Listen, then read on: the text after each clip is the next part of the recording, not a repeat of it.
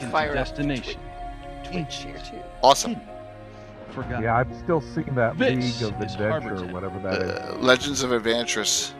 Oh, that one, yeah. Yeah, yeah, there you go. It should go off now. Harbortown is an all-new series from Miniature Building Authority, the leader in tabletop gaming scenery. Unique, flexible, and playable, Harbortown will take your games to a new destination. Just need to pop out my chat into it so we can have that next week. Zoom here.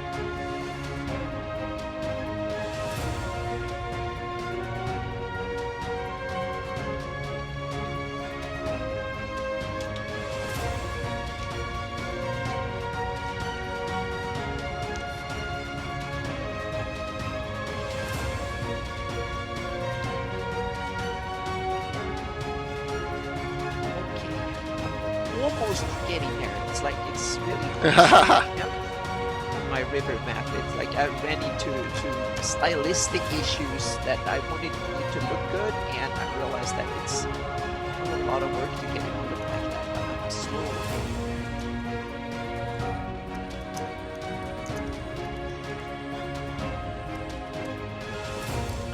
I think that's the right answer to that question that Lender's just posted up. Hopefully you can hear us. I have a question before the show even starts. I love it. Oh, Dragonlance with Tinkers. Yeah, maybe. Yeah, when did the Gnomes are steampunk tech nerds trope start? I think that's when. From the edge That's of just the whoops. sea. I missed my From the cue there. edge of time. I'm like a mess tonight there. Hey, what's up, Frank? That's what I think it did. You know, I could be wrong, but that's what, Yeah, I you know, that's definitely. I don't remember them being that way in Forgotten Realms. I think that Dragonlance is probably where that steampunk theme came from. yeah, I'm thinking that definitely too. But then again, could be wrong. Did they have gnomes? And I don't know. I never played Shadowrun, Boz's Shadowrun. Oh man, It was a real steampunk kind of game. yeah, Now- but it was futuristic kind of with Yeah, a futuristic. modernistic, if that's a word. And I'm not sure if they did gnomes in that one. Wow, I don't think they're gnomes in that. They're dwarves, elves, half orcs, or full orcs actually. Trolls. Yeah, we tried it a couple times, and you know, I'm gonna be really foul here, but you know, if you had to take a piss, you had to roll six-sided dice. They had a good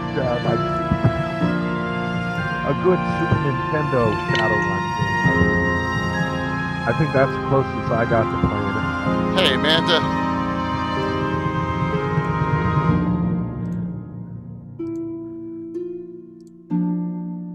Hopefully, everyone's good tonight. I sound a little mellow, but I'm gonna be fired up shortly. Got to give me a getting there. You're just ready for vacation.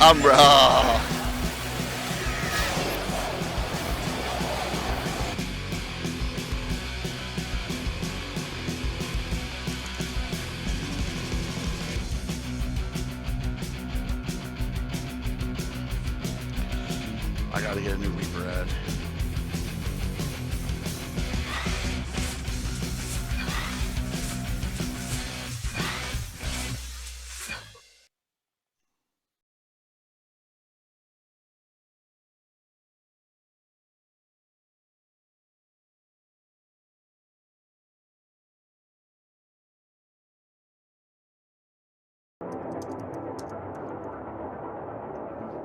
Yeah, I'm getting fired up for Gary Con.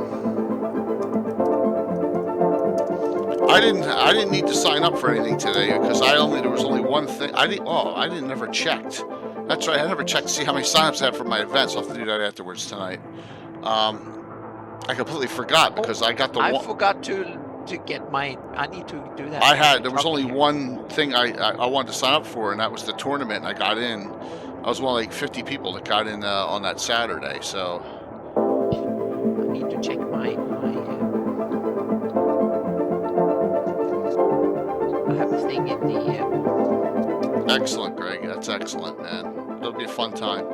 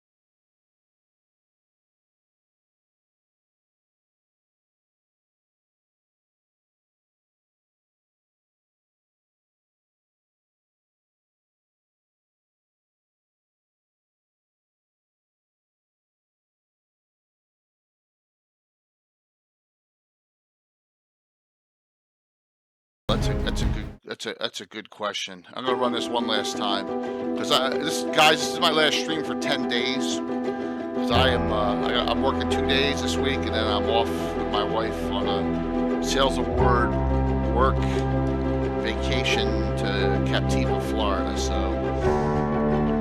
and sunless too. So yeah, looking forward to it. So we'll run this one last time, saying thank you.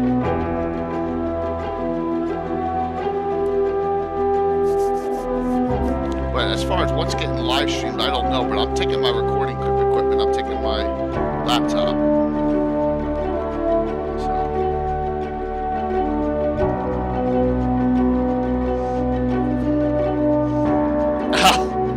Mike.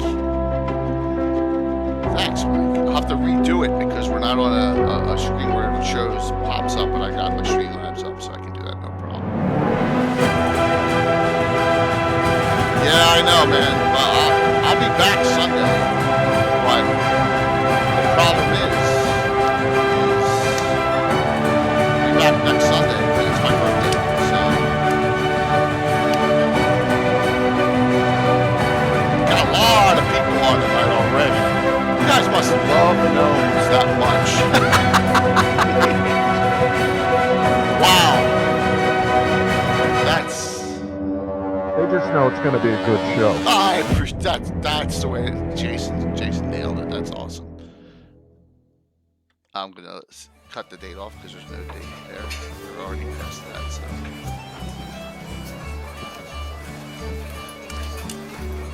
Gnomes of Greyhawk.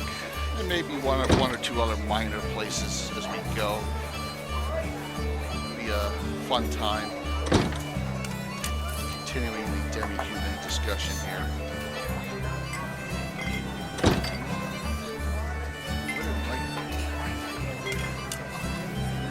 Oh, your game got canceled, Mike? You've never played a gnome? Wiley, I guarantee you after tonight, you may or may not play one. Now, we'll try to make it interesting. When you said... hopefully I don't get a 10-day ban for on Twitch for this with some of the names of gnomes I have. So it's a minute early. We're gonna come on a minute early here. Your gnomes definitely have a sense of whimsy. Yeah, you think so? Yeah, Jason, absolutely. Good evening, everyone. Thank you all for coming on. Wow. I'm J.K. Lorgazumba, and I have the fantastic, wonderful Anna Meyer with me tonight, and I also have the fantastic, wonderful Jason Saverna with me tonight, and the ever mysterious Tim will be joining us a little bit later. Everyone's got nicknames when as soon as he's able to come on. So all I got to say is this is our 84th Gabbin, and did you ever think we'd be doing a show about gnomes? You know what I mean? So this is cool because we're delving into our demi-human series, and gnomes are next. And we had a little pre-talk about about gnomes and their backgrounds and stuff, and they have their place in Greyhawk, but they don't fit the archetype from Tolkien. They're not a Tolkien race, so it's like, and I know Gitano put up where they thought they came from. So Anna and Jason will going to go over what they think about their backgrounds and how they go in their campaign, and I'll discuss a little bit. So Anna, why don't you start that off? Oh, okay. Yeah, gnomes. It's the interesting that it's the halflings didn't have any realms, but gnomes have at least one. The Cron Hills. There is many like published sources and Living Greyhawk and various kind of half canon whatever stories about Cron Hills being run and ruled by the gnomes themselves. So they have a little bit higher standard when it comes to standing in formally, so to speak, in the Flannies than halflings have. And I never played a gnome, and I haven't used them extensively. I haven't had that many character players playing gnomes, but in my campaign, I see them as kind of a mixture between dwarves and elves back in the early pre-dawn of history, long before modern days in the Flannies. I see them as they have an earthy side from dwarves, but they are very much fey creatures. They're related. I see elves coming from the fey realm, and gnomes are kind of a crossbreed between the dwarfs and the elves, the fey creatures. So they're kind of a cousin of the elves and a cousin of the dwarfs, all combined into one. That's how I try to play them. So they have their illusion side, they have a magical side, and they have an earthy side. That makes total sense, Anna. That hybrid between an elf and a dwarf, it really does. Yeah. And then Jason's got a little bit of a different take on them. Well, like traditionally, if you look, the name gnome actually goes, it's Latin, and it does mean the little person, or all the way back usually to the Latin origin. And back then, they were much more of an elemental. The salamander was fire, the sylph was air, the undine was water, and the gnome was earth. And so I really see gnomes more of an earthly elemental kind of a race, but more than I see dwarves. And in my campaign, I run them as having a strong touch with the elements of earth, and have earthly elemental abilities. The other thing I do is I look at the old monster manual, and the gnome depiction back then is a very gnome warrior, the armored gnome warrior. And if you go to the deep gnomes, the Svirfneblin, they're definitely a warrior race down trying to survive in the Underearth. Yeah. So for me, and the mentions of the gnomes, the Cron Hills gnomes, they're the ones that help save the Battle of Emerity Meadows against the Temple of Elemental Evil. Yeah. And in the Flinty Hills, they're the ones that fought and still fight up by the Bone March. Well, you both made great points.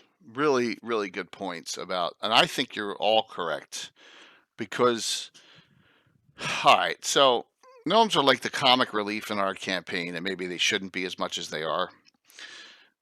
But there's some really nasty characters, and there's some really evil, nasty characters, and I see that, and this is Walt. You're on Colby 609. Walt has one of the most iconic gnomes in the campaign. Let me see if I'm doing this right. And I said this a little bit in our pre-discussion. Yeah, we'll find out tonight about one of the major antitheses in the campaign in the past. We have halfling characters, and we have a few more halfling characters than we have gnome characters. But every gnome character we have is like iconic. Does that make sense? Like you remember the character, whereas every halfling character you don't. Does that make any sense? Like they're really, really memorable. And I don't know if it's personality-wise or if it's because of just the abilities they have. Yeah, I think that fits in because I see halflings as small humans, so to speak. They are master of all trade of none, meaning humans don't have any particular character for being human, but gnomes stick out. They're like elves and dwarves. They have a kind of their ancestry kind of, now I use a PF2 terms, but their race in modern D&D terms kind of gives them a character and a kind of a niche to fill just by being their race, so to speak. But gnomes fill that, but halflings seems to, more than they are small, I see them as humans, close to humans that way. Okay, so they're just another, it's just they're a small human. Yeah, Whereas, they're small human okay. ethnicity kind of thing, and then gnomes are much more different, just like elves and dwarfs and so on are much more different. Now you guys will know I got papers all over the place here because I took a lot of Okay. a lot of references to put this all together. Jason put together once again on his Hall of the Mountain King location a whole listing of gnomes, right?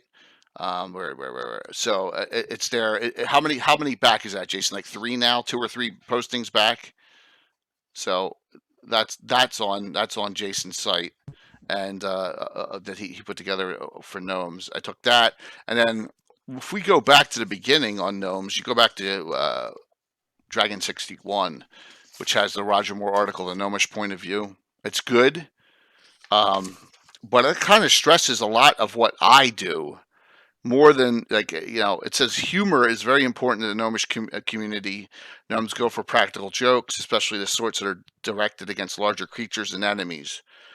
When directed against gnomes, they tend to be friendly, no harm intended. But against humans or large races, including humanoids, it's more of a darker aspect. It's kind of I think we took our gnomes from this article back in the day and kind of ran with that to a little bit of a crazy extent, and David, you're right. Gnomes don't have a backstory in Greyhawk at all. So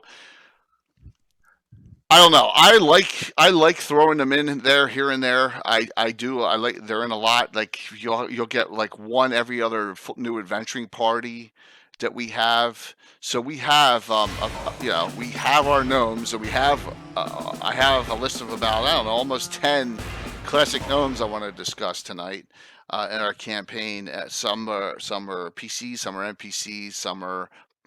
And believe it or not, this is what I really found strange was Jason's published source list.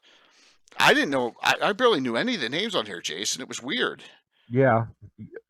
You hearing me, guys? Yeah, we hear you now. Oh, I think yeah, you were off for a definitely. little bit, and we hear Yeah, we hear I've you. been having mic problems. I'm sorry. No problem. It's okay. Like Night Fear, No Block. I don't know. Maybe I'm just. Maybe it's living Greyhawk based material. Well, no. It's just I don't think we've seen really many gnomes in modules. We have seen them in S4 and in what is it, WG?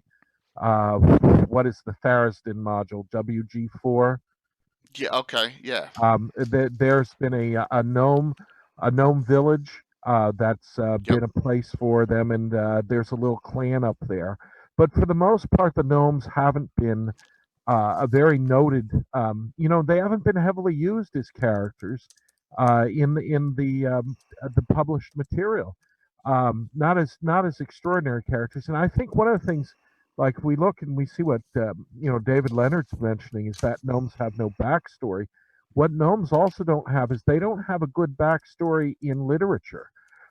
We don't have, like, for hobbits, we can look at Tolkien and boy, immediately we have a nice, not only a backstory, we have an entire culture that's described, and it's linked to like the English culture, the English village culture of the late 19th, early 20th century, and we don't really have much to go on for gnomes. So we're really left to our own devices to decide what gnomes would be like. Yeah.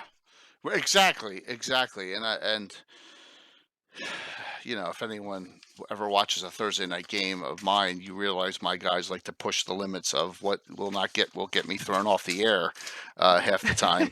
And and so why not with the gnomes too, right? But fun fact: early the Noldor elves are actually called gnomes. Well, that's interesting, Lendries. I did not know that.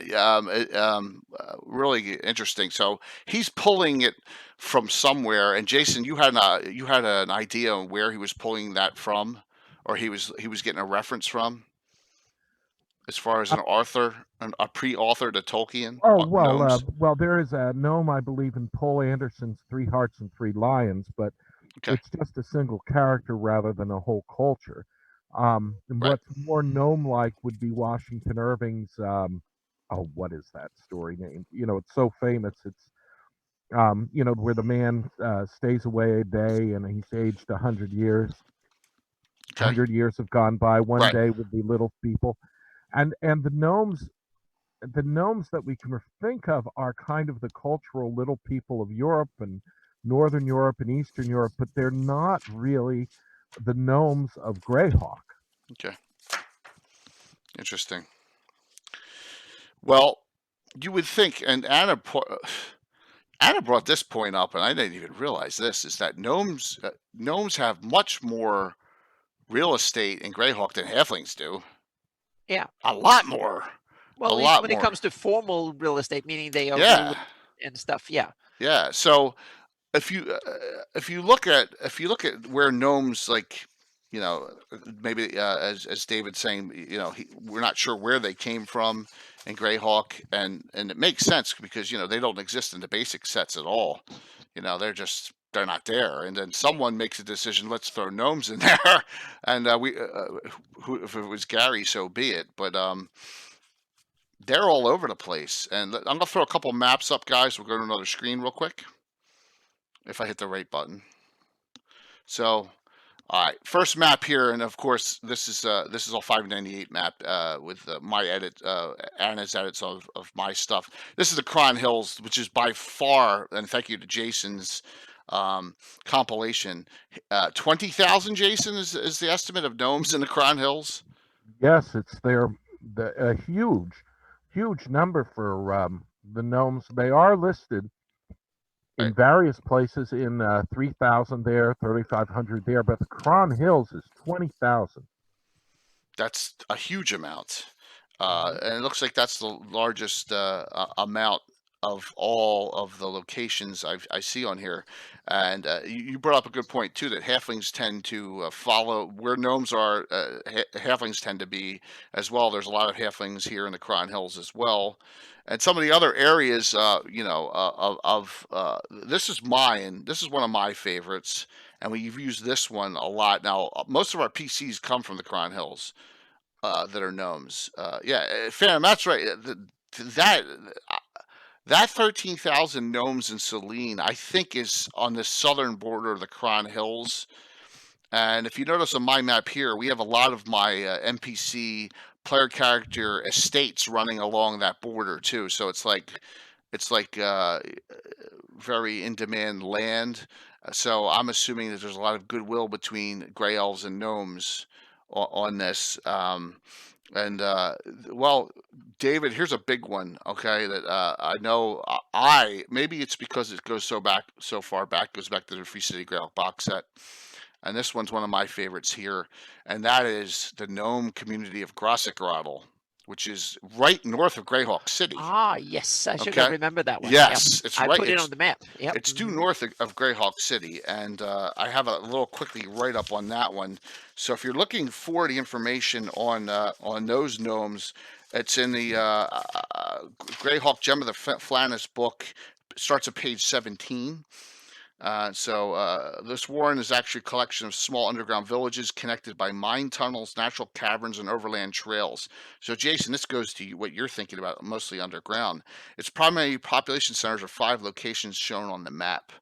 All right, well, there's a map that's going to be flowing on my upper right when we go back to the main screen. Now, I want to point out one other major thing about this location. You see the stone bridge there on that map? That is location in Greyhawk Gem of the Flannis number 6 on page 22. This was built by the gnomes of Grossegrottle. The river's 800 feet wide below. That's a deep gorge. I would not want to. If 400 to 1,000 feet, Anna, of depth Yep. of that. And so they built this stone bridge over 3 decades, it says. And it's 20 feet wide crossing it. That's pretty impressive. Here's the funny thing. And this is another rip. This is where Dragonlance kind of rips this off too. Persistent rumors claim that entire structure rests on the strength of a single iron pin somewhere within the bridge. If this pin is pulled, the bridge will supposedly collapse. I mean, yeah. So and this is an old public, 93. I mean, Dragonlance was after, I guess, during or after this. They may have ripped this title from Dragonlance. But it says that it's the gnome headsman and Grossekrattle know the location of that pin. So that is an area we use this a lot. That area we use a lot in our Greyhawk adventures. Grossekrattle has a good relationship with the Iron Brigade in particular, who goes out there and their subgroup Iron Fury. And there's another town, gnomish town we have a little bit further to the north, a sub-community of Grossekrattle. I don't know if I want to say the name on because it's kind of got a double meaning. So there's the last name is Staff. That's of the place. That's all I'll say. But there are some gnomish communities in that area that we use, in addition to all the other ones that Jason's popping up now on the map there. So yeah, Phantom brings one player's handbook. It says they're described as cousins to dwarves somehow. Which Anna is kind of surmising it's like a fey dwarf hybrid kind of thing. So that's how I try to portray them. And they do have great bonuses, but I think they get Walt. They get bonuses to hit versus bugbears. Bugbears tend to seem to be the kobolds and bugbears tend to seem to be the natural enemy to gnomes and Greyhawk. So in the other areas, Gnarly Forest has a bunch. Dreadwood has 1,000. Selene, we already said Selene. Valuna, 7,000. I think that's the northern Lort Mills. So all throughout the Lort Mill Mountains, Iron Hills, the Rotic, we said the Flinty Hills. They're all over the place. So they're gnomes. Jason, have you ever utilized like gnomes in your Greyhawk games, in your campaigns, or have they just been side characters? Oh, Jason may be having mic issues. Okay, Anna, it's you and me for now. No, I should be back. Okay, perfect. Yeah. All right, yeah. I was posting something, and I'm sorry. I just wanted to. No problem. If you look at that list and you see those numbers there, that's the old 83 in folio lists, and as you can tell, a lot of things just say they're here, like they're in the Lorges, they're in the Lort Mills, they're in Nyren. But you also start seeing these numbers add up, which you do not see for halflings. You don't really even see for dwarves, and even the numbers of elves. I'm not quite sure if you have the counted numbers as high as you start adding up 6,000 in Vesev, 4,000 in Verbabank, 7,000 in Valuna, 3,000 in the Duchy of Ernst, and 5,000 in the County of Ulluk. Sundi's got 2,000. And we're dealing with humans have huge numbers, but the demi-humans really are not normally listed in such big numbers as this. So all in all, for demi-humans, that's a pretty big listing from the old sources there, and more than halflings. Yes, much bigger, much bigger. Yeah. And now? For me, in my campaign, I've always had gnomes in my campaign because they started out as being people using them as player characters. Okay. And I started gaming with the D series. So if I didn't start with the gnomes on the surface, I started with the Surf Neblin. And maybe that's always colored my view of the gnomes, because I've always seen them as a warrior race. and that kind of matches with how they've been depicted as being so influential in various battles on the surface. So I'm Well, not quite. I developed a picture of the gnomes, and I guess I try to communicate that to my players, and we didn't take them as whimsical, I think, as you did, but they always were like um, they seem to be like one of the older races, even if they don't seem to have that continuity with being described in the past. And I've always had the more of a connection with the elemental plane of Earth. right. So if they're cousins to dwarves, they're almost like cousins that come from the elemental plane of Earth, and I could see that as being something I'd use as the origin. But they are very well established all over the Flyness. Well, it's good. It's they're gnomes are.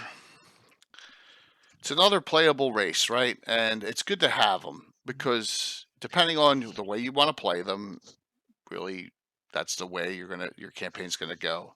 And you and Anna and I all have little slight differences. Yeah, but I And must say that I agree with. Well, sorry, I no, interrupted you. go ahead, I Anna. would say I agree with Jason that they are.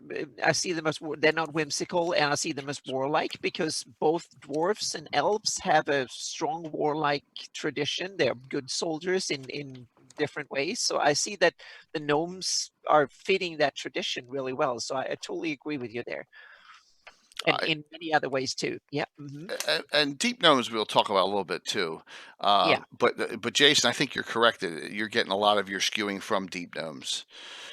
Because deep gnomes can even not. It says it right in. And I think it first says it in D3, Vault of the Drow.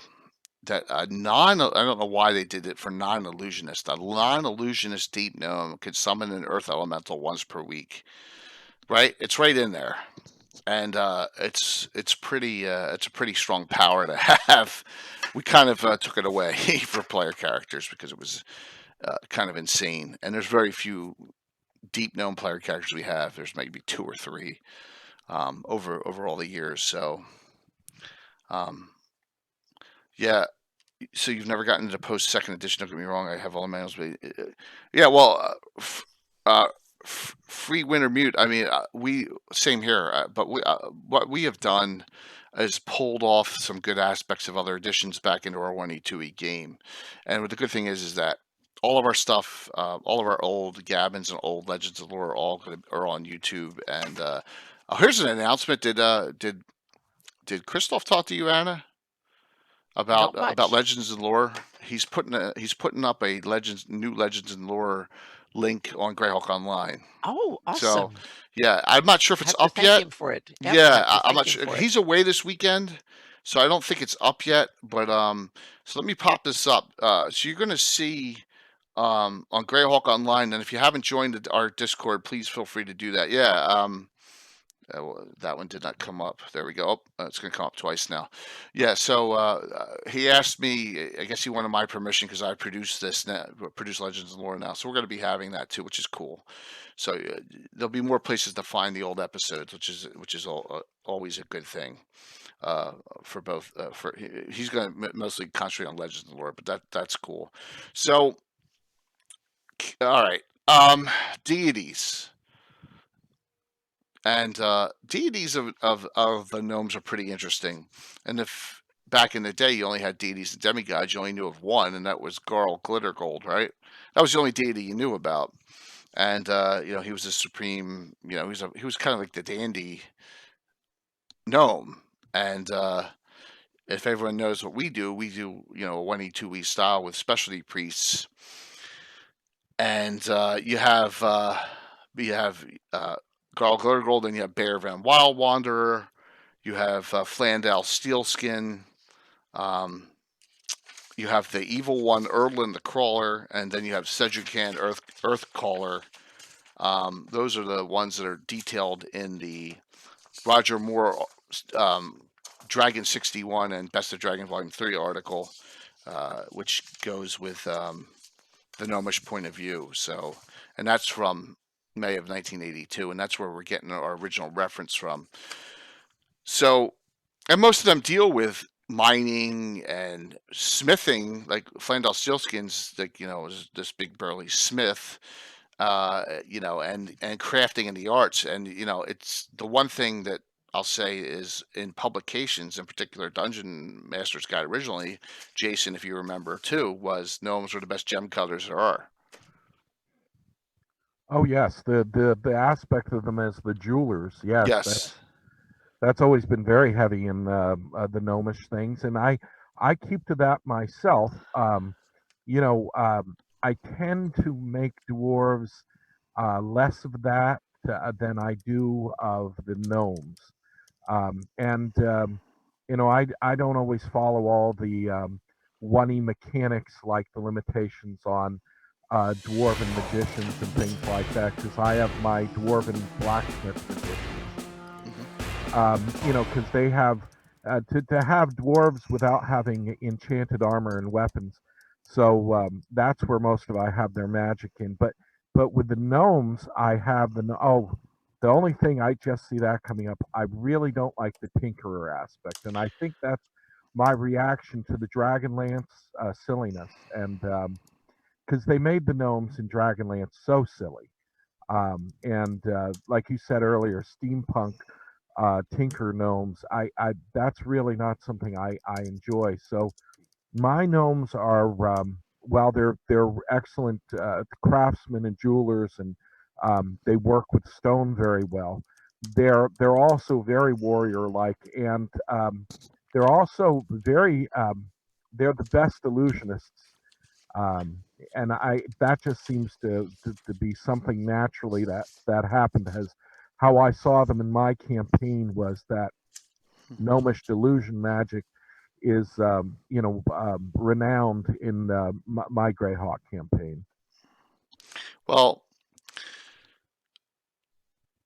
it's good that you have a basis for how you want your gnomes to be, and that's good. And I have a basis for mine, and Anna has a basis for hers. And have you gotten requests for player characters? Either one of yous for gnomes? Good No, question. I don't think we've had the gnome player character ever, Okay. as far as I can remember. Maybe back in the early. No, I don't think so. No. Okay. How about you, Jason? Oh yeah, I mean I've had in fact the Greyhawk novel I wrote. I'm just revising right now. Cool. The Hill Giant Chief features a very old gnome illusionist who was a player character back in the day. Around for me, that was probably the late '80s. Okay. And that was in my Greyhawk campaign. The highest level character I've ever run was that gnome illusionist that Straight? I've ever had as a player in one of the campaigns I'm running. So true straight illusionist. Oh, 100%, yeah. Now here's another interesting thing with my 1E 2E. Most of the gnomes I will discuss tonight, over 50%, are illusionists of some sort. But those that are illusionists are almost always multi-class. Okay, they're either cleric illusionists, illusionist thieves, or illusionist assassins. Okay, which is an allowed class mix in Art Arcana. So we'll get to that. There's one gnome that's a straight illusionist, and that's it in the entire campaign. It's one of Alan's. Gnomes tend to have a multi-class aspect if they can in my game, and that's just no, Phantom. We do not do level caps at all. Oh, by the way, the purple-haired that's in honor of the Gnome Knight. If you can see that picture up, that is one of our gentlemen who said that if we made our goal for what we were going to get during our fundraiser event, he'd dye his beard purple. So you may see him on tonight, King Bashman. Yes. He's an So awesome cosplayer. I saw him dressed up as a necromancer or kind of Sith Lord, kind of whatever. yeah, He was awesome. Yeah. he plays and DMs on Predators Rejects channel. Yeah, So he is part yes, owner of the Two Kings Games and publisher, and yeah, so yeah, absolutely. So I put that up there as a joke because it kind of reminded me of he kind of looks like a gnome a little bit. So plus he gave that to me. yeah. So we don't do level caps, and we used to, and it just got to the point where. Yeah, you like that? You like that, Frank? That was really nice of him to give me permission to put that up there too. Yes, Purple Beetle for the win. Maybe we can get him to do another one next year as well. Illusionist Thief is very common, and I noticed one other thing as far as how gnomes. I don't know if in our game it really matters, but I noticed in the Roger Moore article, gnomes have the second longest lifespan of any of the demi-humans. Elves are way up there, and gnomes outlive dwarves. So maybe Anna's theory is correct there too. They're someone said they're cousins of dwarves, but maybe they have a more fey aspect because they can live up to 750 years. In the old original 1E Dungeon Master's Guide listing that Yeah. has them that age. So that's more of a fey aspect, living very very long Yeah, lives. yeah, I take them as they're half cousin race of the elves, meaning have a fey origin. But I also have they are a little bit less. Jason have that cool interaction with the earth, and that I have that less. That's in my take of Greyhawk. That's more. Dwarvens are the masters of gemstones and mining and stuff like that, and the gnomes have that to some degree, but not as much as just like elves have it to some degree too, but not even less than don't. And elves can be great craftsmen, but dwarves are the when it comes to the rocks and stuff, then the dwarves are the undisputed masters, so to speak, and the gnomes fall in between the two, so to speak. And what I do is I have the dwarves as the master smiths, and the Ah, miners, the yep. crafters of metals. But the gnomes are the jewelers. They're the Ah, crafters of yeah. all the things But with gems Pretty and things. crystals. yeah, yeah. I don't take I take both that when it comes to metalworks, both elves and dwarfs have real mastery because they are both fantastic good smiths. Dwarfs by tradition, but elves have it too because they're and I take that from Tolkien, meaning they have made fantastic magic weapons and built Excuse me. fantastic swords and stuff. So they have different traditions, but they are both damn good, so to speak. But it's so cool and I love discussions like this because I bet that after this, I will have taken half of Jason's ideas and then put them in my And campaign. and I've always looked at a blank page as like inspiration. It always gets me wanting to put things on it. And I'll Yep. tell you, Mhm. when just tonight thinking about this and preparing for it, it makes me realize how much of a blank page the gnomes are in Greyhawk. Yep. And Hmm. I Yep. think what this inspires me is that I've had a lot of various things that I've been planning on, but I really want to do a write up on the Cron Hills and on. I want to do some detailing for my campaign at least. I want to come out with some solid information about the culture and the background. So I'm going to be fooling around with detailing gnomes now, I think. Good, good. Cool. Yeah. There's nothing wrong with that. I mean, I'm glad to see that you got some benefit out of this. Now, like that book you're showing, that happens to be one of the completes I've never read, the Gnomes and Halflings book. Really? Well, I didn't think much of the complete series. I was very interested in it when it came out. I was younger back then, and I didn't fully realize what was going on at TSR, and I what was happening in the company during second edition. And the complete series seemed to be later on to be a money making scheme rather than a quality material, and I kind of lost interest in the direction that 2A was going. So it happens to be one of the complete books I don't think I've ever read. So I'm answering a question here. Phantom asked. They said gnomes are supposed to be less averse to dwarves. surface dwellers and their dwarvish cousins. It's fam. I think that's an obvious answer, is because they take ores and gems and stuff and they turn it into jewelry, which humans desire. So they're doing commerce with them a lot more than dwarves that sometimes want to hoard their ore, or create weapons of their own and not sell it to the humankind. I think that's the reason. Yeah, cool. I believe that's the answer to that question. So yeah, Mike, we're gonna get to that because you bring up a great point. I kind of skipped by this last week when we did halflings. So 5e kept gnomes about the same relevant lifespan. I think they've ever messed with that. Gnomes are cool, Frank, and I got some ways to flavor them up. Maybe a little too much, but and one's popped up right there from once again, and we'll go over this. My favorite Dragon magazine of all time, Dragon number 60, and I've gone back to it so many. The elven point of views in there.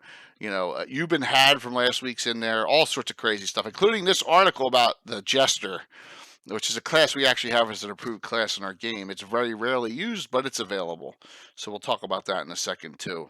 But one sec. So Anna, when you play in Pathfinder and Pathfinder 2, gnomes aren't limited by class, correct? Exactly. They Okay. can be any class. In my campaign, I tend to limit some class. I don't make, well, they will be on a case by case depending on the case, but there's no built in the rule system. And Right. interesting side note is that I played Gnome myself in a Pathfinder campaign. That was one of my most fun characters to play, and she was a gnome and a gnome sorceress.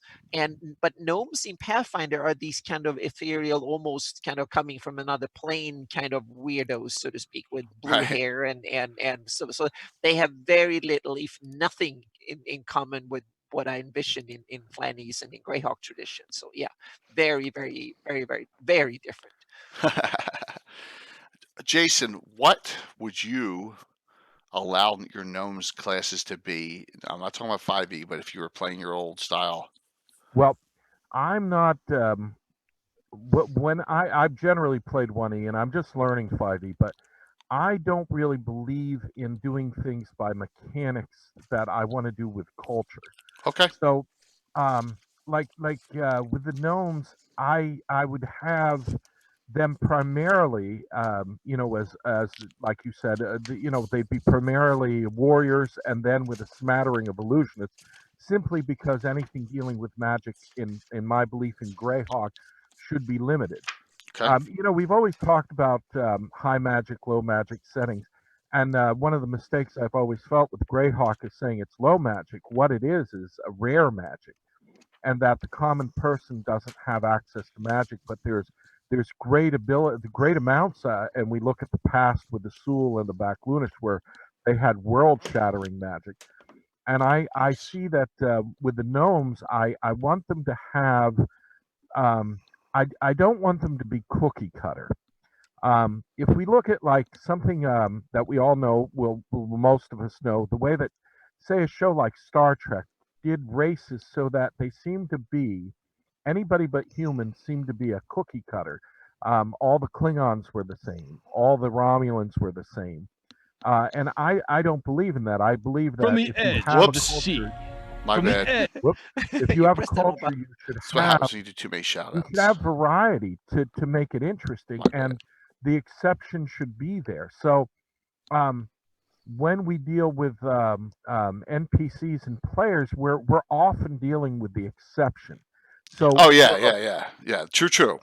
Absolutely. So I don't like to say to a player, well, this is impossible. And so, well, why? Because the mechanics say so. That doesn't make any sense to me.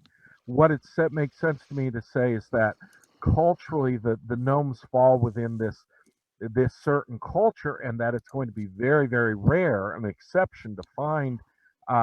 It's going to be an exception to find, say, a gnomish necromancer, but you could have that, or Okay. so I don't limit. I would not limit in my Greyhawk players from who are playing a gnome to be restricted to certain classes because that's the general experience of gnomes, I would say that you have an exceptional character, then that's what you're playing, and that's what the players should go for. So if you want to have a gnome paladin, a gnome ranger, you want to have a gnome druid, I'm fine with that. Okay. Yep. Yeah, and yes, I totally agree with you, and I also love the way that you say it's rare magic rather than low magic, and that's the way I do it too, because I also have like really rituals in my campaign that are way more powerful than 9th level spells, but you have to, it's for deities and others, meaning yeah, you can devastate whole countries if so I try to, because the invoke devastation happened, so I want like, okay, how did they do it? And I put mechanics in there, but I'm not going to tell my players that, but it's there so they can kind of Exactly. research it into it. So yeah, so I really agree with all of that. Yep. Maybe we just can't be taught new tricks because we just, I don't know, just because we've been playing for so long. By the way, here's Yeah. here's Grottle that comes right out of that Greyhawk reference. It's done up here showing all the warrens. So this is there for your use. Utilize it if you have the Free City Greyhawk box set. It's awesome. So that's the map in Yeah. it. All And right, go ahead.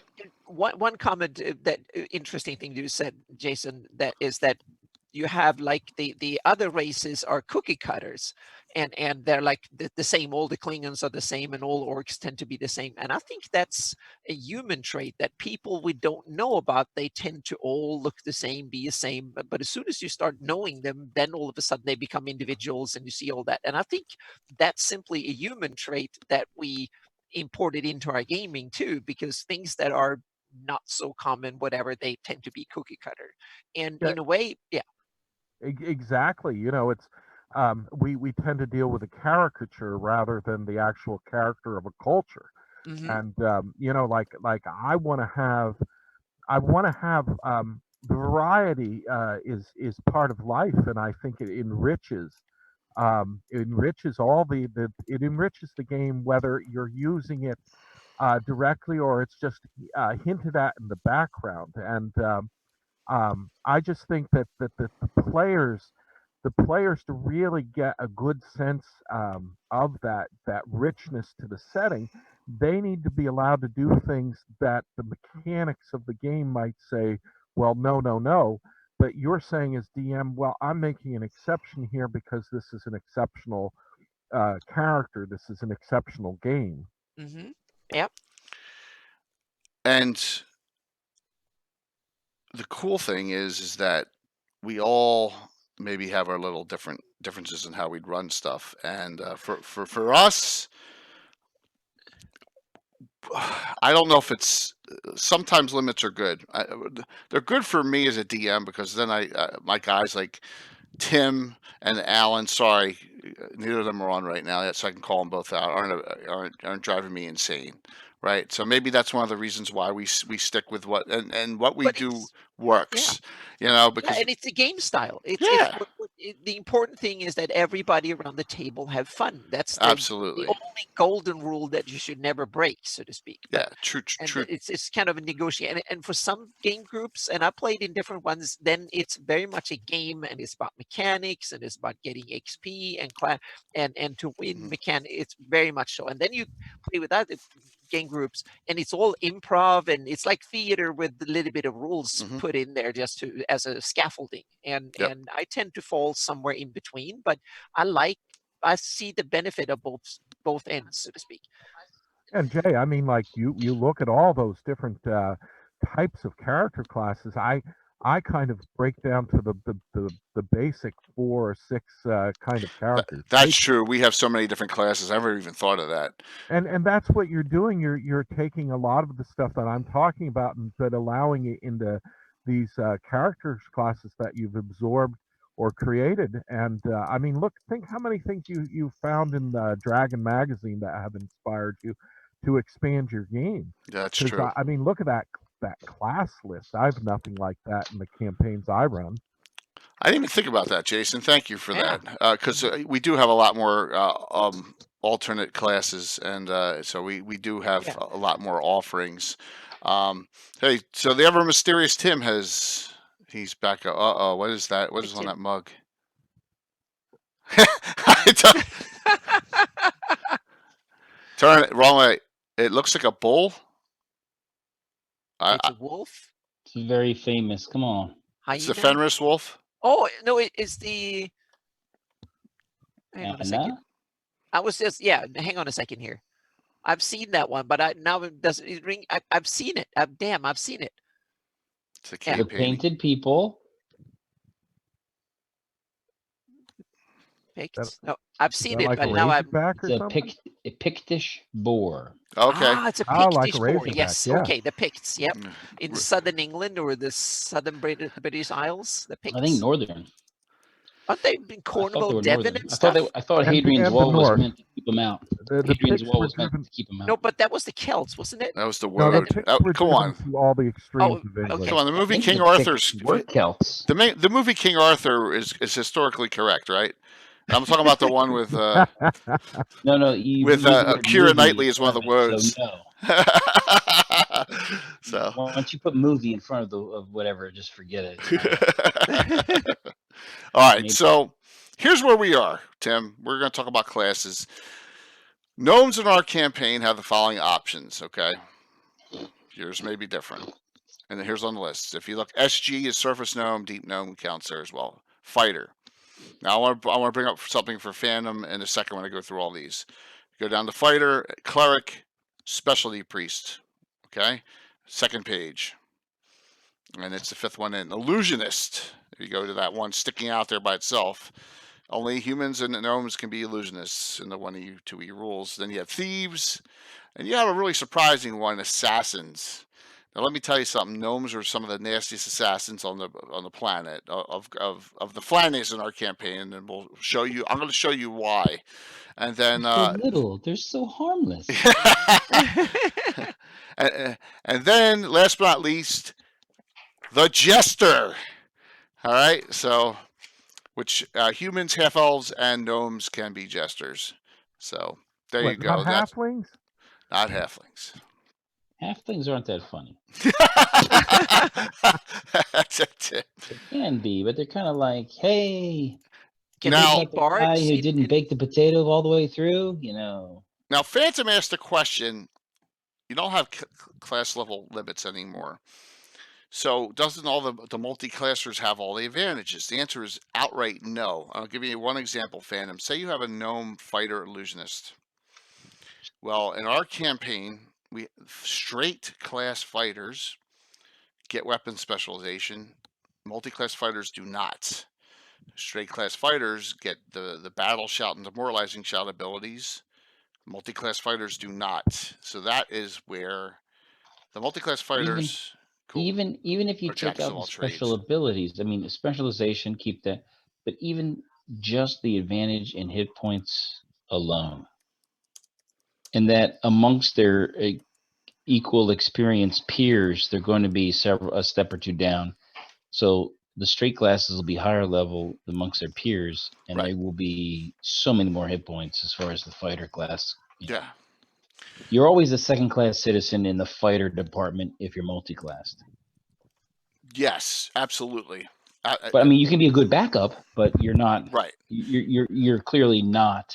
Yeah, definitely. You know, you might be an amateur guy, but you're not going UFC. Now, here's a trivia question for you, Tim. You probably know. As far as I can tell, out of named characters of Gnome that made it to 7th level or higher, there is only one in the entire campaign that's a fighter. One. He's mine. Yes, exactly. Exactly. So, yeah. And he's got a great sense of humor. Yes, he does. And we were talking about that earlier, that we seem to have the most whimsical, comical gnomes out of And anyone. irritable bowel syndrome. Yes, he does. And we will discuss him very shortly. So here's the next question. And Greyhawk Mike brought this up. Ula has a connection to gnomes, halflings, and dwarves. So here are 3 specialty priest classes that gnomes can play in my campaign. Now, one of them was a request and is a actual gnome deity. The other two make sense for another reason, one reason or another. The first one is Merlin, the god of technology, who's up. This is right out of the Slavers reference. It's photocopied. I have associated spell lists of all these and some minor changes to it. But gnomes can be the tinkerer type in Greyhawk. If you go to Jason's reference, one of the very first gnomes on his list is named Atanasoff. That is a gnome specialty priest of Merlin. I know you have C5 down here, Jason, but it actually is a specialty priest, and he's in the Slavers reference, and he's in an adventuring party with a specialty priestess of Kellenin, and they're looking to they're out in the fallow field, and they're scouting Elrid with their adventuring party led by those two.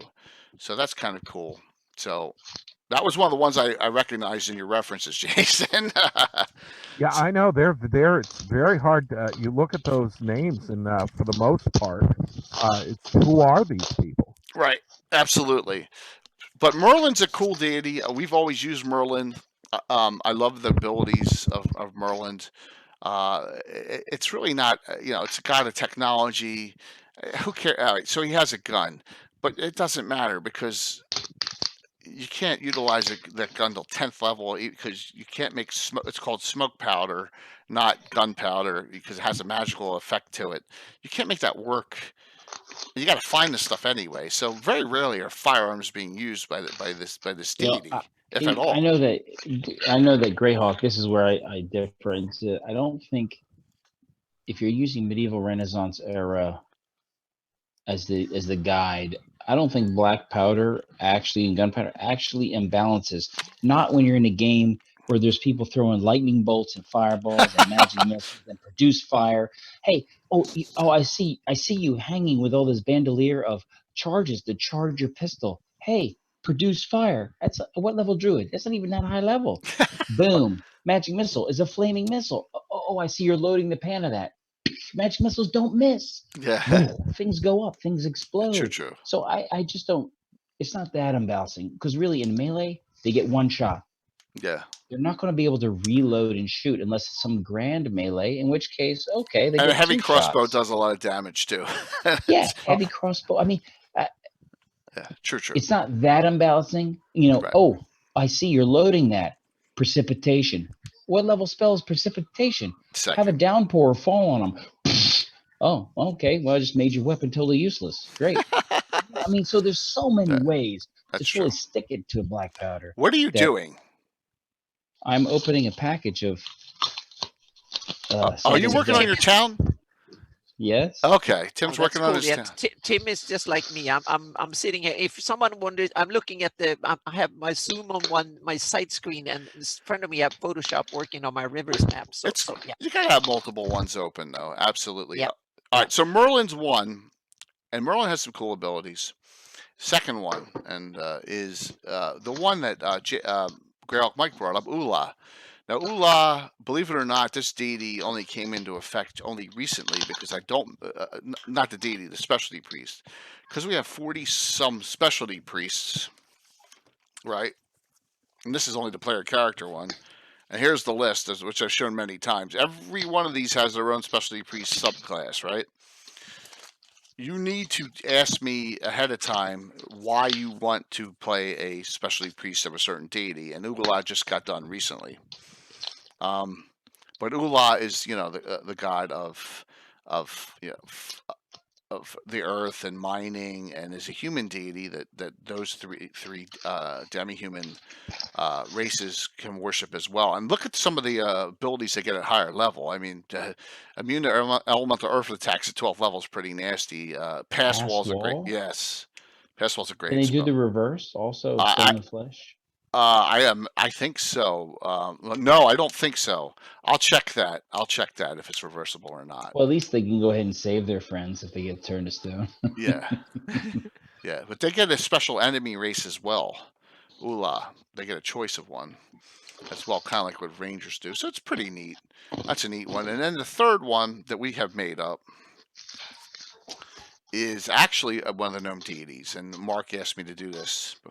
So, and that is, and here's the great thing: if you want to find something and it's so overdone and overpowered, all you got to do is look up a Forgotten Realms book. So, in the monster mythology and the demi-human one or whatever, Flandel Stillskin, they're all there. You just got to undo a little bit of the damage. And so if you notice, their spheres on this were so crazy. I mean, why is Flandel Sealskin a major sphere of time? I don't know. I don't get that. I mean, so I had to minor and take some out and make some changes there. Of time? Yeah, for a gnomish forging god. I don't know. So it's no longer. It's now a minor sphere. We'll forge no item Yeah. before it's time. Yeah. Okay. Oh, that's funny. So, so we have those three that are made up for gnomes, and they're all straight class. There's no multi-class options allowed there, and so we have them. And That's something from second edition or third? Second, especially priests are second edition.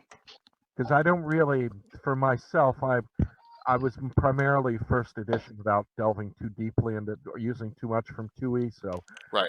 The sphere concept is a little alien to me. Well, here's what I like about it, Jason, and we've been doing it now probably. Oh, look at that! It's looking good, man. Holy jeez, is that paper? Yes, it is. Oh, good. Wow. Oh, you're fighting on the upper level. Is that something that I get to destroy? We're No. fighting on the upper level. Oh, good. You got to remember, the camera's got to be high enough to angle in there, too, man. So you better make it right, or I'm going to have to beat you. Oh, you're on the first floor. Good. All right. Excellent. Man, you got a lot of time on your hands, man. I got to put you on some other special projects. Just kidding. I don't have that much time. I know. It looks great, though, man. It looks great. Well, this is the backup ones. These aren't even primary. These are just the background ones. The primary ones are better. The newer generation. Good. Good to see. So I have some new stuff coming in, probably in April, everyone, for Tim's next Saturday night special. Yeah. So, Jason, with the specialty priests, you know how clerics are, in my opinion, and I think Tim's going to agree, but maybe not. Straight clerics are boring and don't make much sense. And Anna brought this up. Oh, they can't draw blood, right? I would say straight clerics are often boring and are not played correctly.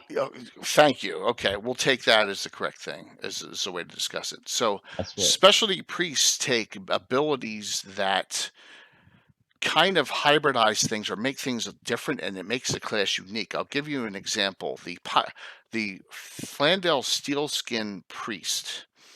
They have their own spells. This also introduces a whole plethora of spells into the campaign. You could even argue, Jay, that any priest should be a specialty priest, and there should be no non-regular generic.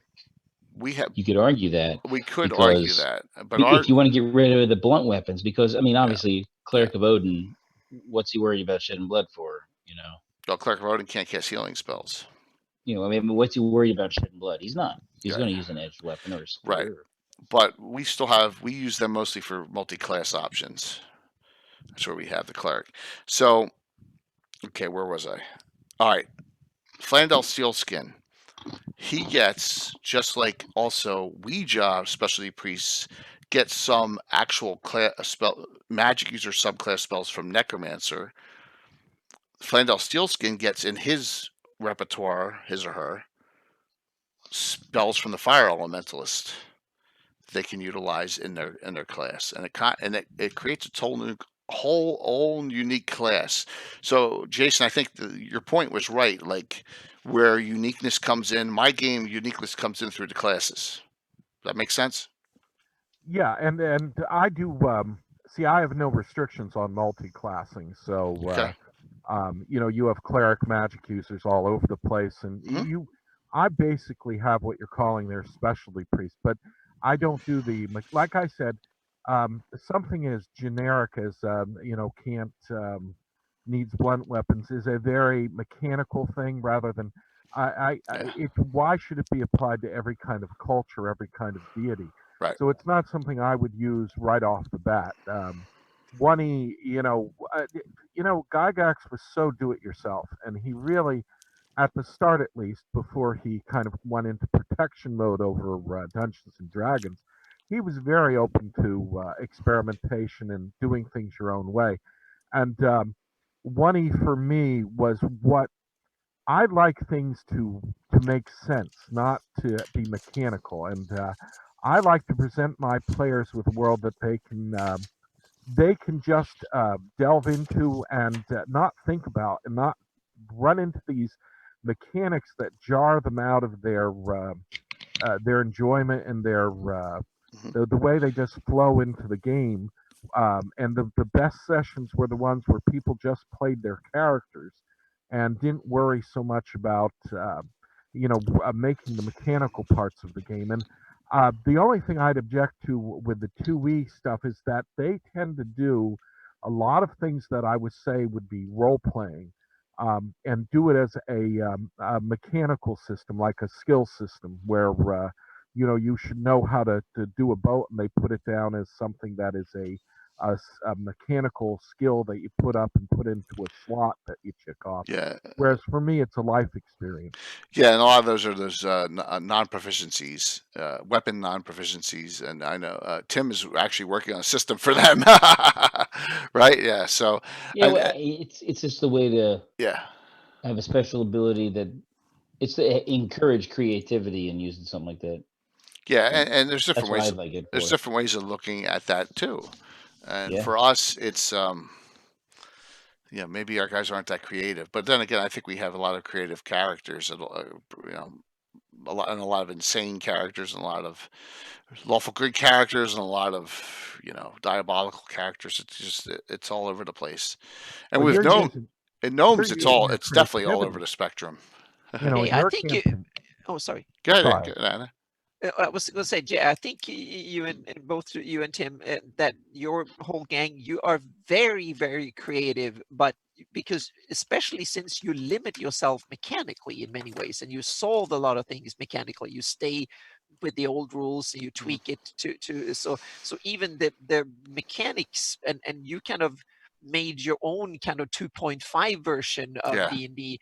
You just like the Paizo people did with 3.5, they made their 3.75 version. You basically took 1E, 2E and tweaked it to your liking, to your group, and that is creativity in itself. And also, you are very good at working within the system to kind of have all sorts of cool characters, and that's a form of And Jay creativity. will fudge a Yeah. system too for the Yeah.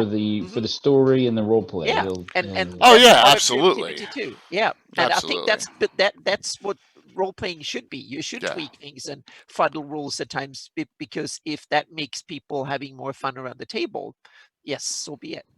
Yeah, I'm much more chaotic in DM role play myself, except for dice rolling, where I'm a hard ass, because I always open roll. We normally roll through a tower, or we roll from a cup, and it's where the dice. It's however they roll. You fumble, you crit, you get bad rolls, or you don't, and it's right out in the open, so that when you do something especially outrageous with a good roll or a terrible roll, it's right there for everybody to see. And it's one thing that, as a DM, I control the world except for the rolling of the dice, and that I put in the hand of fate. So yeah, Cool. that's kind of interesting. And now I'm going to spill some beans that I will probably have to eat from future players and so on. It's that I don't fudge die rolls normally, but what I do is that I fudge the number of hit points that monsters have a bit,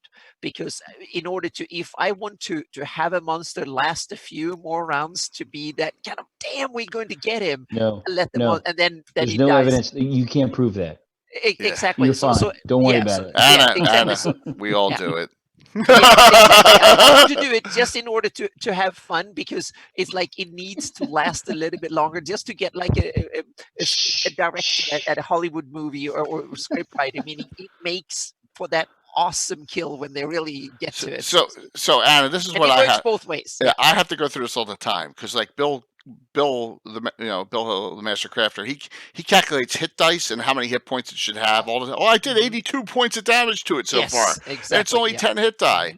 And I said, Bill, it's 10 hit die, 10 plus 40 hit die. Yeah. So it's got. And, I do that all the time. Yeah. When I was running the game, Jay can do math so well.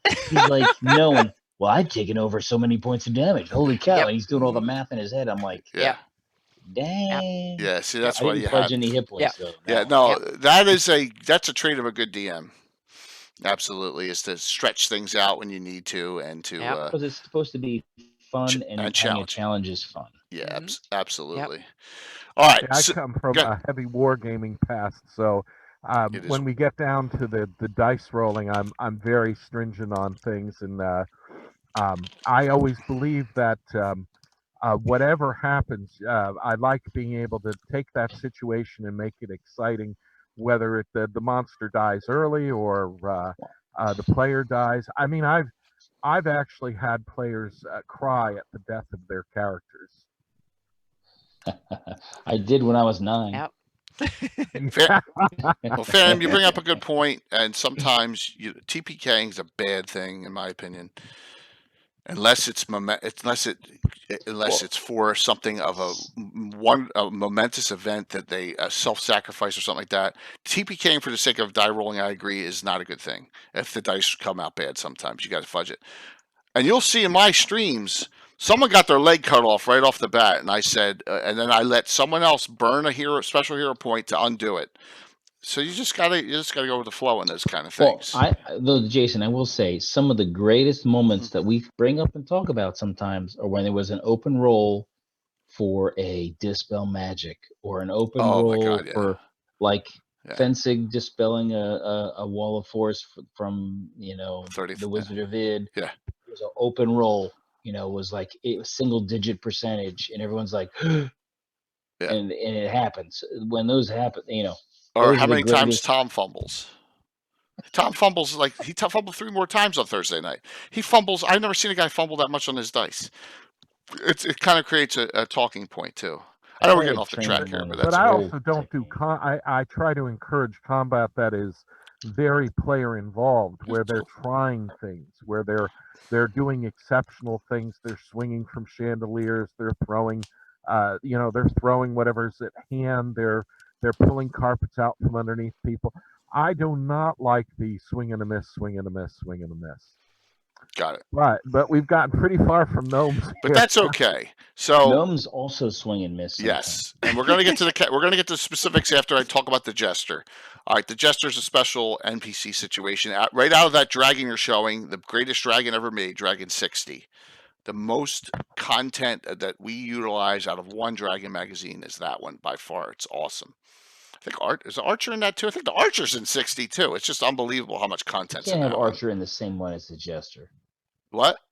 The Archer can't be in the same one. I think it is. I don't know. That's a great art. That Dragon 60 is the best one. Amazing. Yeah.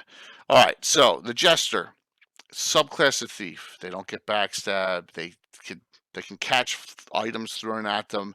They can hurl insults. They can do all sorts of crazy things. They can do ventriloquisms. They get a limited spell list, which I expanded on. It's all enchantment charm spells. So they get hold person. They get feeble mind. They get some good spells. But basically, they are for comic relief and for annoying your player characters and annoying your the enemies. It's basically really, Tim, what else can you say about the jester? It's I don't know. I really like him. I like the jester in the Ivanhoe, the actual the book Ivanhoe. The jester is right. There's a fool in there, and he's quite witty, and they're making a lot of jokes, puns, innuendo. But they can be gnomes, so gnomes are very good at being jesters. So it's another option for another class that we allow. But believe it or not, I've never had a player character play. Usually it's me playing NPC jesters for the most part.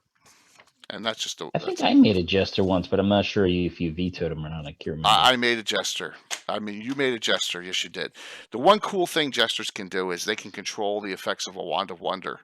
So so they can actually control what comes out of them. I wanted to wonder, which is pretty cool.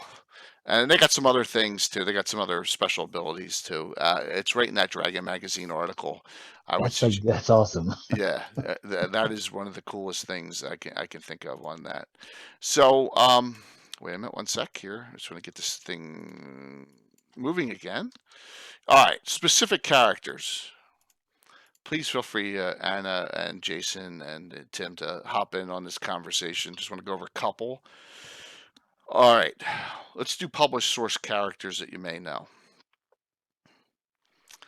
The biggest one I can think of, and if I'm wrong, I'm wrong, is Grimy Fisher from the Fellowship of the Torch.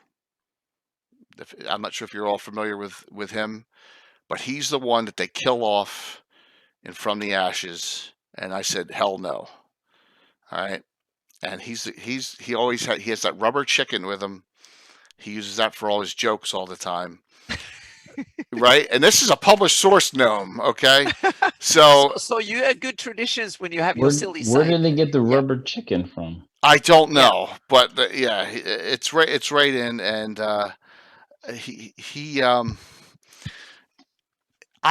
personality of this character is fantastic, and Alan's character, Kroger Blackrock, who's in the Iron Brigade, who's one of the highest level characters brought up from first in the campaign. That's multi-class. You'll see in a second. Gets along real well with him, and they pick on your dad's character, Petronius, the two of them. We talked about that last week, right? Yeah. So so Grimy gets in on the jokes with Well, Kroger. I see him picking on Petronius kind of like I'm in the Army, I pick on the Navy and the Air Force. Exactly. But nobody ever better pick on my short brother over there. You know what I mean? No one better pick on my fellow service member, you know? It's kind of like they're allowed to pick on him because they're all short. Right. Well, but if somebody else tries to go after him, I think they would probably help him. True. I could not kill this character off for the sake of the story. I just couldn't do it. So he stayed in our world, and they resurrected him. They got a piece of him. He got killed defending Shendel. Okay, I can live with that. But they recovered a piece of him, and they resurrected him. There you go. So he's back in my world. Hey, that's the way it goes. But that's a published source gnome. Probably the biggest one I know of. Now, there's another one named Gleed, and I think he's in the Bone Shadow or the Shadow Claw. Jason, do you know which one? I don't remember offhand. Yeah, he's one of the two. He works for Ayus. All right, yeah, it's Obmi, Glee, and Keek. Yes, I think. Yeah. Yep, and he's an illusionist. And Obmi is the dwarf, and Keek is the elf, and Glee is the gnome. Yeah. Right. So that's another big name published source gnome. Yep. And then we already talked about Atanasoff, and I have a picture of Atanasoff. And once again, we talked about this last week. Wayne Reynolds' artwork is fantastic, and I'm so sad that I couldn't. Whoops, I went right by it. All right, so this is a picture of the adventuring party. But Atanasoff sounds very Dragonlandish. Yeah, see, he's the one with the staff in between with right below the female with the sword. Yep. That's Fina Finkella. That's a good picture. Yeah, she's the priestess of Kellenan, and he's a priest of Merlin right below. This picture fit in every single character in that adventuring group, even the ones in the background. This is a great picture. Just fantastically done. And my characters who adventure in the Wild Coast run into this group all the time and work with them a little bit. So, yep. Oh yeah, Jack. Garl Glittergold. We talked about him earlier on in the thing, but yeah, Garl Glittergold is the dandy and the head of the entire pantheon of. And for the longest time was the only one because we did not know. And there's a great gnome with a purple beard. Just kidding. So somewhere. Right, well, yep. I don't know about published names. I don't know any names, but wasn't one of the gem cutters either in B1 or not B1 in Hamlet or B2? Wasn't there a gem cutter who was a gnome? Do you think it's in Keep of the Borderlands or in Hamlet? Well, it might be Keep of the Borderlands, which is something I would have indexed. I think Hamlet is a little bit humanocentric. Someone look that up and check in Hamlet. I don't see T1 on your reference here, Jason. If there is one, there may be a I gnome. just remember a gem cutter somewhere. There But, may be a I gnome could gem well cutter in have listened, Hamlet. yeah. You may. but I fans think, would I mean, know. that's one of their niche. It may be keep on the Borderlands. That is one of their niche things, right? Yeah. No. Oh yeah, we're talking about that. They are the jewelers. Absolutely. Now, All right. for me- So I was let's. going to say, for me, that the one that comes to mind is the layered Furdock in the WG4, the Thurston module, and the S4 the module is there was the gnome clan village up there. It's Swiftneblin, isn't it? Or is No, it no, It's they're gnome? Okay. surface gnomes, Okay. and he rules this clan of gnomes that helps the players in the Therisden module. That's true. Okay. I'm much more familiar with that one than S4. Okay. I've never run S4. I've never really been partial to it, although I know a lot of people are.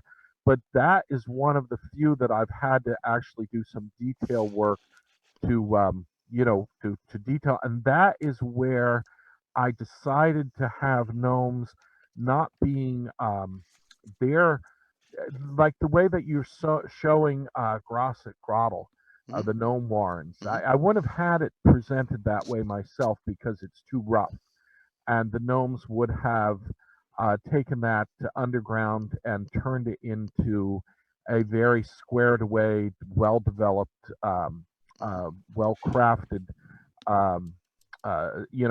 place to live. And what I did with that village up there is that is a very secured, very hidden. With the illusions, it's the one of the things that I have about gnomes is that they don't have all of their dwellings are hidden. They're all below the surface, Right. even if they're just a little bit below the surface. But they're all the gnomes, although they're stout warriors in my campaign, are also very very big on remaining hidden from the other surface dwellers. Secrecy is security. Yeah, and I know there's some words of they spread it they separated out to rock gnomes and forest gnomes in later editions, and I don't see a need for that, but hey, so be it. I mean, Yeah, because gnomes are kind of Yeah. burrowing. They don't go deep like dwarves do unless you're the deep gnome. yeah, we don't know, Jack Bull, where that came from, but we'll figure it out. It's somewhere.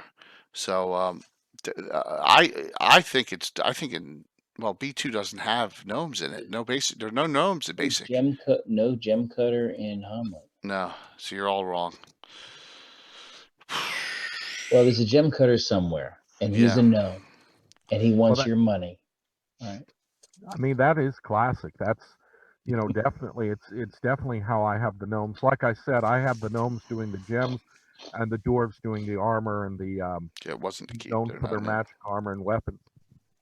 Well, I guess if you're gonna get a gnome gem cutter, it's gonna be a high end. It's not gonna be some little shitty town like Hamlet. So You never know though, because Hamlet's right on the border of the Crown Hills, and there's a ton of. We already talked about there's like 20,000 gnomes in the Crown Hills. it's about traffic, though. It's a, Now, one of the biggest things, since I don't have level caps, Mhm. is the fact that you have these races like gnomes and elves who live so very long, and you would just think you would have NPCs that are extremely high level. So that was always something I always struggled with gnomes. Why?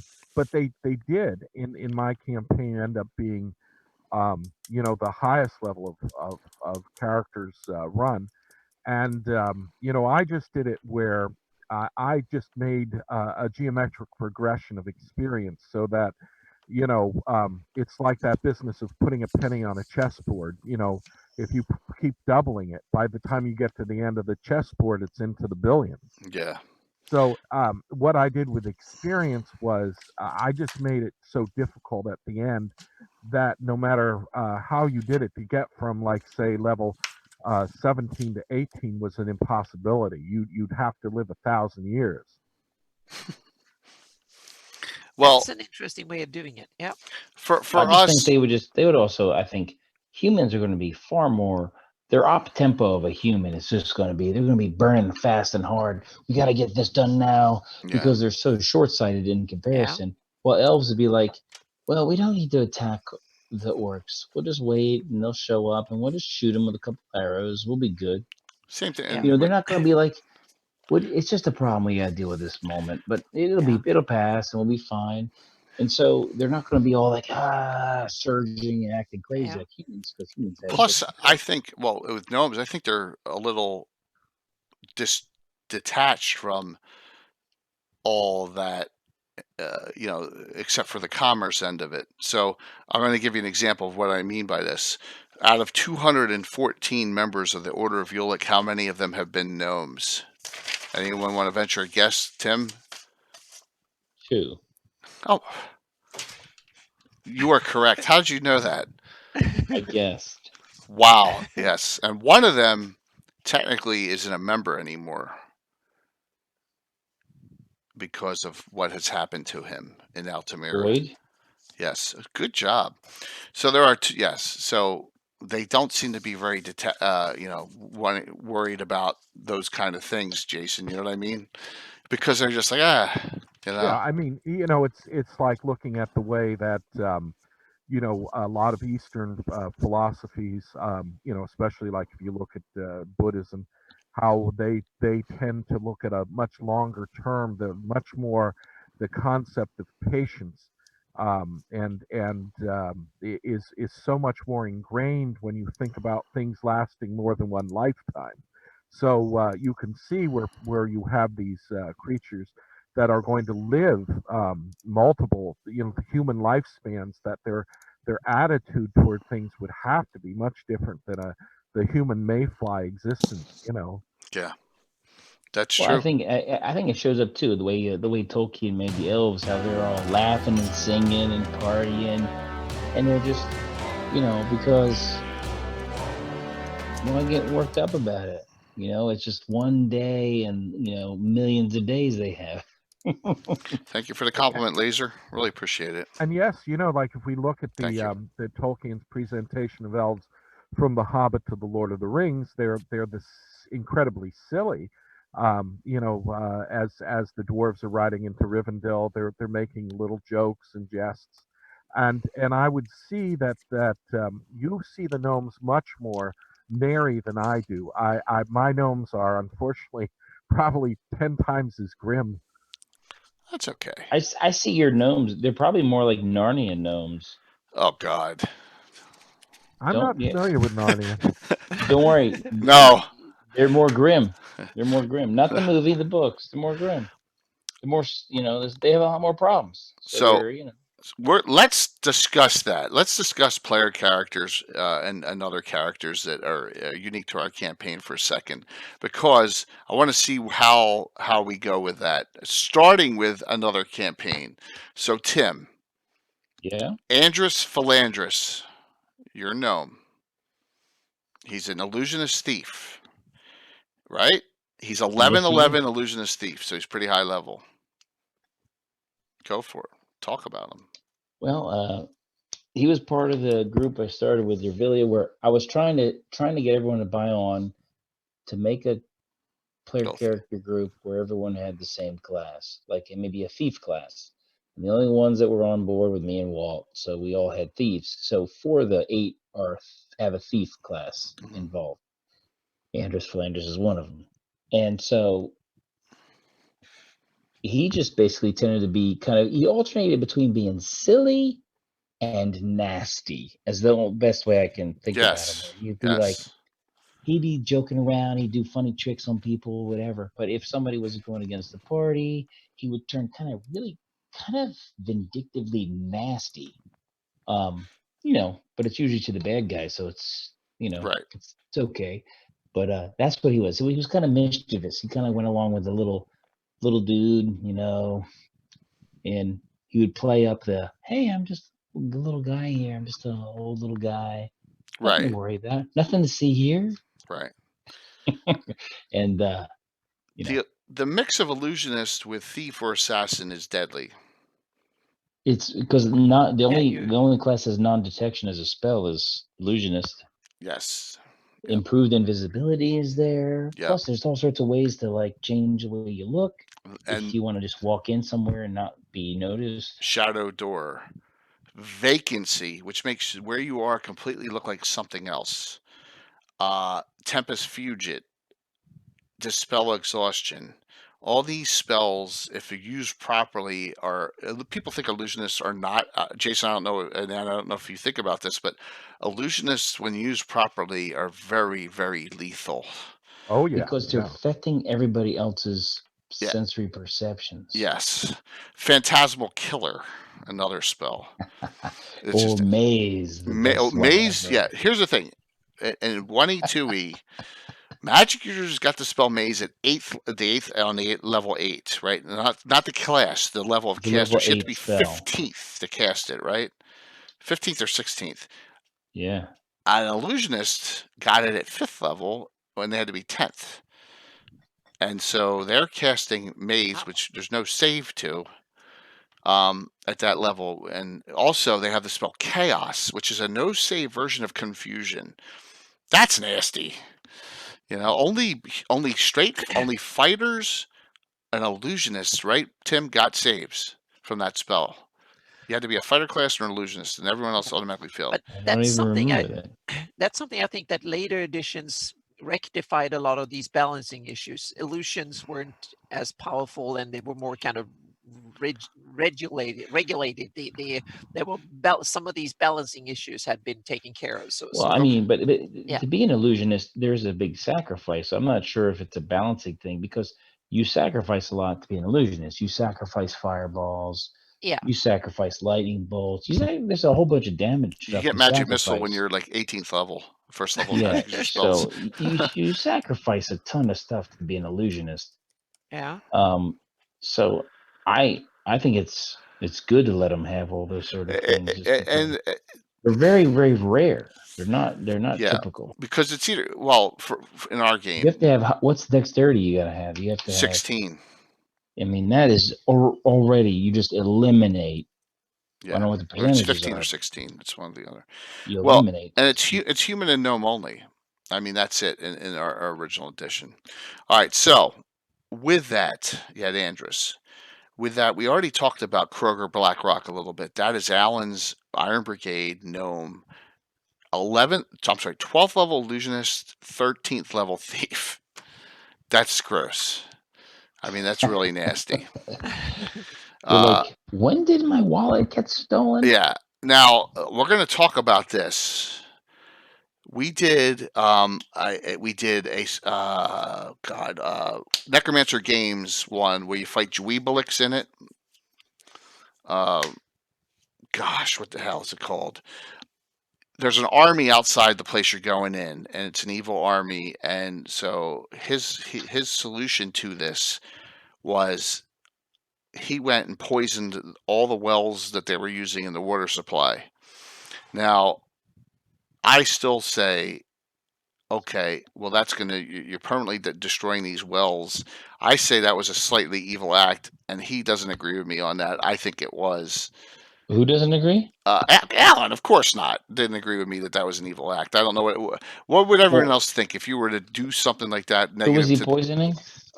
There was wells they were using, natural wells. You know, there were pre-dug wells that were there. He poisoned them all. But who was using them? The evil army that was camped outside this. Yeah, slightly. It sounds like you gotta use chemical warfare sometimes. I know, you being in the military. Jack Bull agrees with me slightly. Yeah, I think it borderlines on evil. So it's not nice. If I used alignment, I would call it evil. Yeah, exactly. Thank you, Jason. And Anna's been quiet on this one. Yeah, I try to make sure I don't tip into any political stuff when you talk about alignments. So I'm keeping quiet. Well, this was not political. I mean, this is happening in the game. No, but you know me, and I'm I know. So that's why I'm making sure that I don't screw up here. You think about. He poisons the wells, and some little, the shepherd boy comes. I agree, 100%, Jason. Are there any shepherd boys left? Well, are we talking about humanoids? Or are we talking about just a human army? That was a human army. I See, here's another It's thing. not a good tool because it's going to automatically Alan make you never look thinks bad. he does anything evil, and if we remember a couple months ago in return in the Temple of Erythnol, when those kids there was a level and all the kids were taunting his Sylvanelf character, doing Ring Around the Rosie, you're all going to die, horrible deaths. Remember, and so his character got pissed off and went in and slaughtered them all, and he still thinks Well, that's not respect is important, JD. yeah, he thinks that's not an evil act, so he never agrees with me that he does evil acts. So Yeah, it's a little bit rough. to this day, we still discuss this poisoning of the well by his gnome, and because he has what's that called, where you can pull cyanide out of the alchemy jug. He has an alchemy jug. He used that to poison him. So all right, I'm not even say sure that anything- actually, if you put one a dose or whatever into a well, I'm not even sure that would be enough. yeah, to actually do anything. understood. What were you gonna Once say, you break Jason? it up, I'd just say that any general use of poison, where you're not specifically targeting, say, like an evil leader or something, and it's only going to affect that leader, I think that would have to be considered culturally evil. As far as using the alignment system, I definitely call that an evil act. But I mean, these are judgment calls. Right, and the point I'm well, trying to make. sticking a knife in them is definitely not bad. Right. Well, here's the thing. This is a point of contention that goes back 15, 20 years. And I'm just saying it gets talked about to this day. That's all. There's no easy answer. There's no easy answer. But it's one of those, because our campaign's so old, we get these discussion points that come up occasionally, and it's based on one of these characters. But I have an even better. All right, you ready for some evil gnomes? Let's do some evil gnomes. Then we'll go back to some player characters. One of these is a player character. I'm going to tell a story, and if I bore you guys, I'm sorry. But I don't think I've ever told this story in its entirety. And you've heard it before. It's about the Boogie Man of Altamira. Does everyone know what I'm talking about? Not at all. Okay. The undead were mentioning it. The undead were mentioning it in your last yes. game, right? Remember the undead were going, the Boogie Man, we want to find the Boogie Man. All right, here's the story, Jason. Here's the story, Anna. Here's the story, Tim.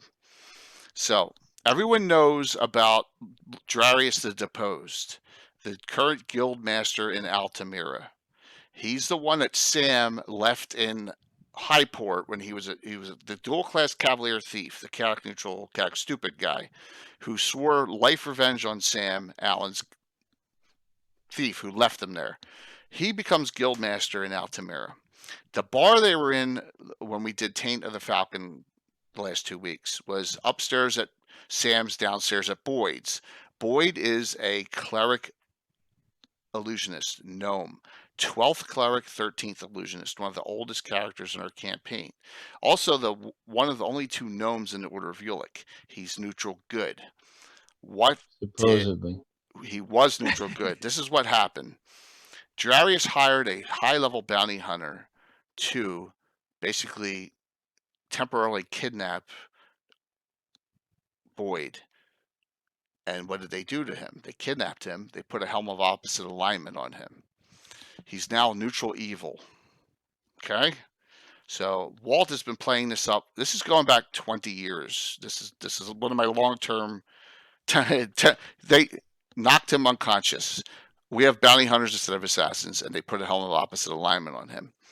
So now we have a neutral evil gnome in our campaign, very high level. What does he do? He has this downstairs at Boyd's. He immediately plays up the character. He's neutral evil now. Wow, there's a problem. We have all these squatters in the southeastern point of Altamira. There's disgusting squatters. And it's a mess there because we got all these refugees coming in. This is post-wars. I got to do something about this. He starts kidnapping all them and killing them and taking them in an experiment, doing all sorts of crazy stuff. So he is actually Walt's player character Boyd is the Boogie Man of Altamira, and this is my bad. This is on like real life stuff. The homeless tend to get ignored, even in a city that's meant for good. This is, if you understand what I'm saying, that it tends to happen that way. Well, the only time no one's realized when this. They're begging and pushing too much, breaking in too much, or pooping around on the sidewalk too much. Well, I don't want to talk about modern time. This is back 20 years ago, and I'm thinking to myself, you know, oh well, these people just got jobs, or these people went to, you know, they're working, you know, they're in the they're working in the mill, Jay, or the you only understand what I'm person that saying? would ever notice, the only person that would notice is one of my old school paladins. Yeah, of course, you should be detecting evil everywhere. Well, So no. He's the only one who would notice because they're the only ones that actually reach yeah, out and try to help out right. non-standard. So I've kind of I got understood. Yeah, I've kind of made this into a long-term campaign arc where he's been dealing with this problem because he's neutral evil now. He's like, makes perfect sense to him. Hey, I've solved the problem for the city of Altamira. That's what happened when they put a helm of opposite alignment on him. It's kind of a long-term. I'm going to get revenge on Sam because now his partner and friend is now evil and is plotting against him as well, and that's where we are with that. So do we have all But he doesn't these? even know he's evil, which is Right. Well, everyone in the campaign knows it. I mean, all the players do. So the that's the players. story. So a neutral good gnome has been turned neutral evil. So there you go. See, What I've something like overdone. that, I would probably have the character made into an NPC, because I don't run. Although I let characters do whatever they want, I just find that once characters, and I don't have alignment, but once they start doing evil actions, um, once they start doing actions that are very harsh, it turns the campaign world against them, and then that's not really the kind of game that I have a lot of fun with. They're not playing. He's not playing in adventuring parties. It's behind the scenes stuff, Jason, with this that I am directing him. I'm doing it. So technically, I'm running him as an NPC currently. Yeah. Yeah, absolutely. He's not So adventuring in like adventuring parties. Boyd can adventure, and he sees the world the way he sees it, Yeah. and he still likes his friends. Right. And then behind the scenes, back at home on the off duty time, your downtime is when his unpleasant nature kind of manifests more readily. But Go ahead, Anna. I was pitching a little bit on the alignment. I wouldn't allow the magic item that changed the alignment of a character, so to speak, because that's up to the soul. But what I can do is will be like a curse, and the curse will be that others would detect you, will get that kind of bad feeling, like oh you probably belong. So if they really question something, they will see you as evil.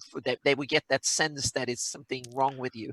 And but I agree with Jason that I use alignment, yes, but it's up to action forms alignment, so to speak, and so True. you can kind of detect, like a cleric or a paladin can sense that character or creature have done a lot of horrible, evil things, and have a desire to hurt and whatnot, but it's something that comes with it. So I try to downplay it mechanically to some degree. And also what happens is that you can't sell your soul to a devil or to some nether being, so to speak. And that means that you will invoke that. You can do whatever you want. It's just that you, instead of changing the alignment, you will detect that you will have that dreary feeling that other will sense that it's something wrong with you, so to speak. So that's how I deal with helm it. of opposite alignments is a DMG. Yeah, I know, but Oh yeah, exactly. But just because it's a DMG, it doesn't mean that I allow it in my campaign. Yeah, sure. Yeah. Absolutely. But and I see it kind of like it would be that Star Trek episode where you have Kirk split into wimpy good Kirk and exactly. stupid evil Kirk. Mm-hmm. Yeah. And the stupid evil Kirk was or the mirror where they immediately could tell that the good Kirk could pretend to be evil, but the evil Kirk couldn't pretend to be good. Yeah. And also I deal with it in game, meaning if a character player lets a character go off the rails and they become murdering hoboing, I don't tell anyone more than if there is like a cleric in there who has a good deity, will stop receiving spells and don't have contact with this deity. That will be kind of the first. But the other players, the fighter can just go around doing it, but the rest of the world will take notice. Absolutely. And they don't like murdering hoboing, whatever. The alignment system is really it's a mechanic to force you to decide what your character's worldview and world philosophy is. Mm-hmm. So you can't just game it. You can't just game the system unless you're neutral, and that's what your whole religion is. Just it's out for me. I'm going to game the system. But I try to deal with that not mechanically, but from more than clerics and paladins and stuff will start losing their powers that are directly Yeah. from the deities that are certain. Think about And the this. same thing, it's the evil deities. When you start doing good things, then they will not like you. You have to go out and kill someone when you got near all the times. Otherwise, you will lose your spell casting ability. For me, it's about a long-term campaign arc, just like it was with Sailing in Greyhawk, is that I'm planning something momentous down the road. Maybe, who knows, maybe a fundraiser event in 2021 or 2022 or 2025, so, and I had a willing participant in Walt who was okay with me taking up one of his highest level characters and really befouling it. So, Yeah. and there's a little comedy, there's a little dark comedy behind the whole thing, with having, you keep your friends close to your enemy, you know what I mean? It's right Yeah. there. Well, I think there are Yeah. evil people that really don't think they are. Hey, I was just helping clean up the street. These useless things, just Oh, wasting yeah. stuff. Oh, Yeah, what's the plan? exactly. Most help evil, out. and it's also some other evils might see they internally, like the ones members of a cult, they see themselves as good and the rest of the world is Exactly. evil. Yeah, So they kill them. yeah. So it's a relative thing, but so it's, and it's It's also relative, how you but see it. not It's an relative, really. absolute or relative, meaning Yeah. are the ones out to kill you, are they evil and you're good? And so it's, but this discussion is in RPG rule books and have been in Yeah. every edition and so on and so forth. So you have to kind of make up your mind on how it actually works. Yeah. All right. But of So, course, he's a gnome.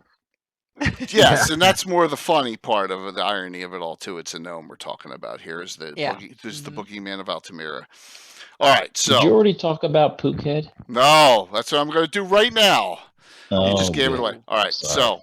Going back to the early days, we talked about Makarash a little last week, who the Dark Brotherhood was the evil grouping that fought against, was trying to slaughter Selene and the Order of Yuluk back in the early days of our campaign, based on they worshipped the god of evil, Finnish deity Heisi back in the day. Well, he had Makarash's one lieutenant was Pookhead. He was and I looked up in the Arctic Can like,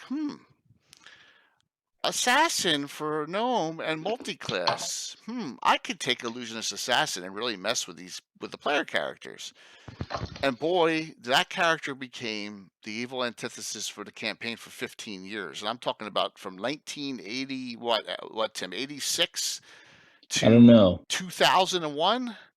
I just know that some of the biggest fits of rage I have ever had in gaming was related to him. Yes, because like you can't non-detection, improved invisibility, all the other spells that come with illusionist. There's Walt. Here we go. All right, I accidentally named his short sword Mournblade after one that was in the Melmabonian mythos. I didn't even realize it was about. Where if he assassinated someone with it, they couldn't be raised. It would actually make the body non-raisable. So that was even nastier. He got that later on. So he killed off. This character is responsible for killing off over a dozen Knights of Yuluk permanently. And he wasn't like Makarash was. Makarash was a leader of armies. He was the fighter. He was a dual class fighter assassin human. He was more of worried about troops. This character didn't care about that. This character was out for the one-on-one kill. A little different, a little more personal. And I think that's why Tim got so frustrated, because they could never capture him. They could never get him. He would go ahead and do something. He'd show up. You'd be like, get him. And he would always get away. There's so many illusion spells that help him. Here's the funniest story that ever happened in the campaign with him. This happened. We all went on a road trip. Funny, Jay? It's really funny. All right. It was on a road trip that we went out to Ohio to see Mark when he was staying at his sister's. And I used the Master of the Hunt and the Call of the Hunt.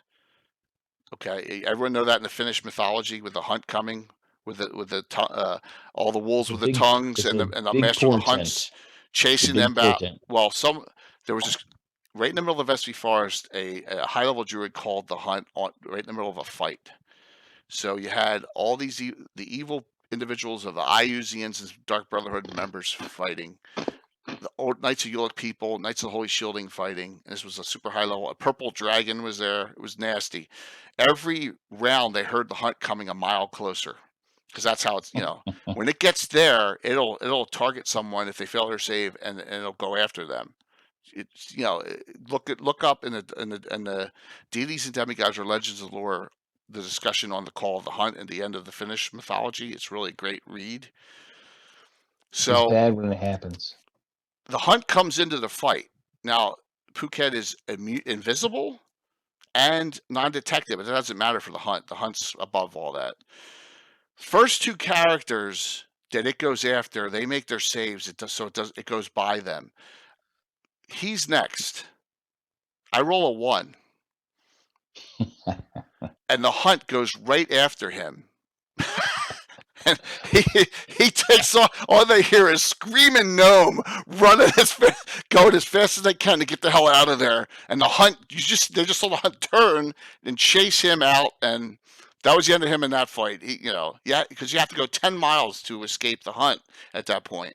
It's a nasty thing. It's yes. You like that, Phantom? Yeah, so he actually got the hunt went after him, Phuket, that time, and really changed the course of the fight because he was out of the fight then. Yeah, I like throwing it. This is in the semi-Monty Hall days. Okay, this is 1980. Hey, it was a high-level cleric, though he called it. It was a druid. It could have been after one of the. There was an insane druid who was casting. He creeping doom someone.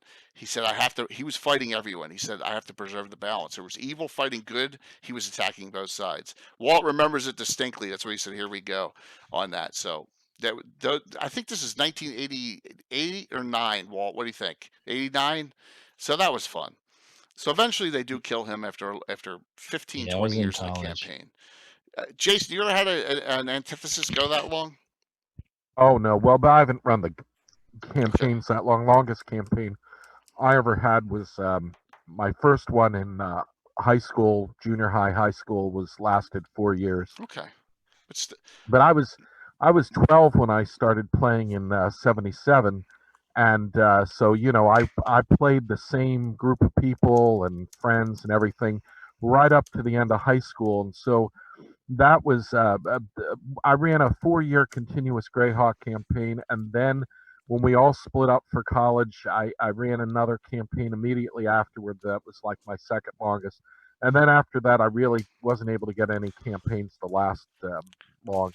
That's why that's why when you've got a 40-year campaign, that is beyond insanity there. Yeah. Well, there is a lot of, in 40 years, I have to keep the interest of my players, and maybe that's why I created the Boogie Man of Altamira. You know what I'm saying? So you got to come up with these unique ideas. So definitely, but you need strong villains. We were talking about that under villains. A strong villain is a strong campaign. You have somebody memorable and evil, and you have to have that. You have to have the evil forces to fight. Well, he's not even evil. He's been magically altered. We're talking about Boyd, but Phuket is definitely evil.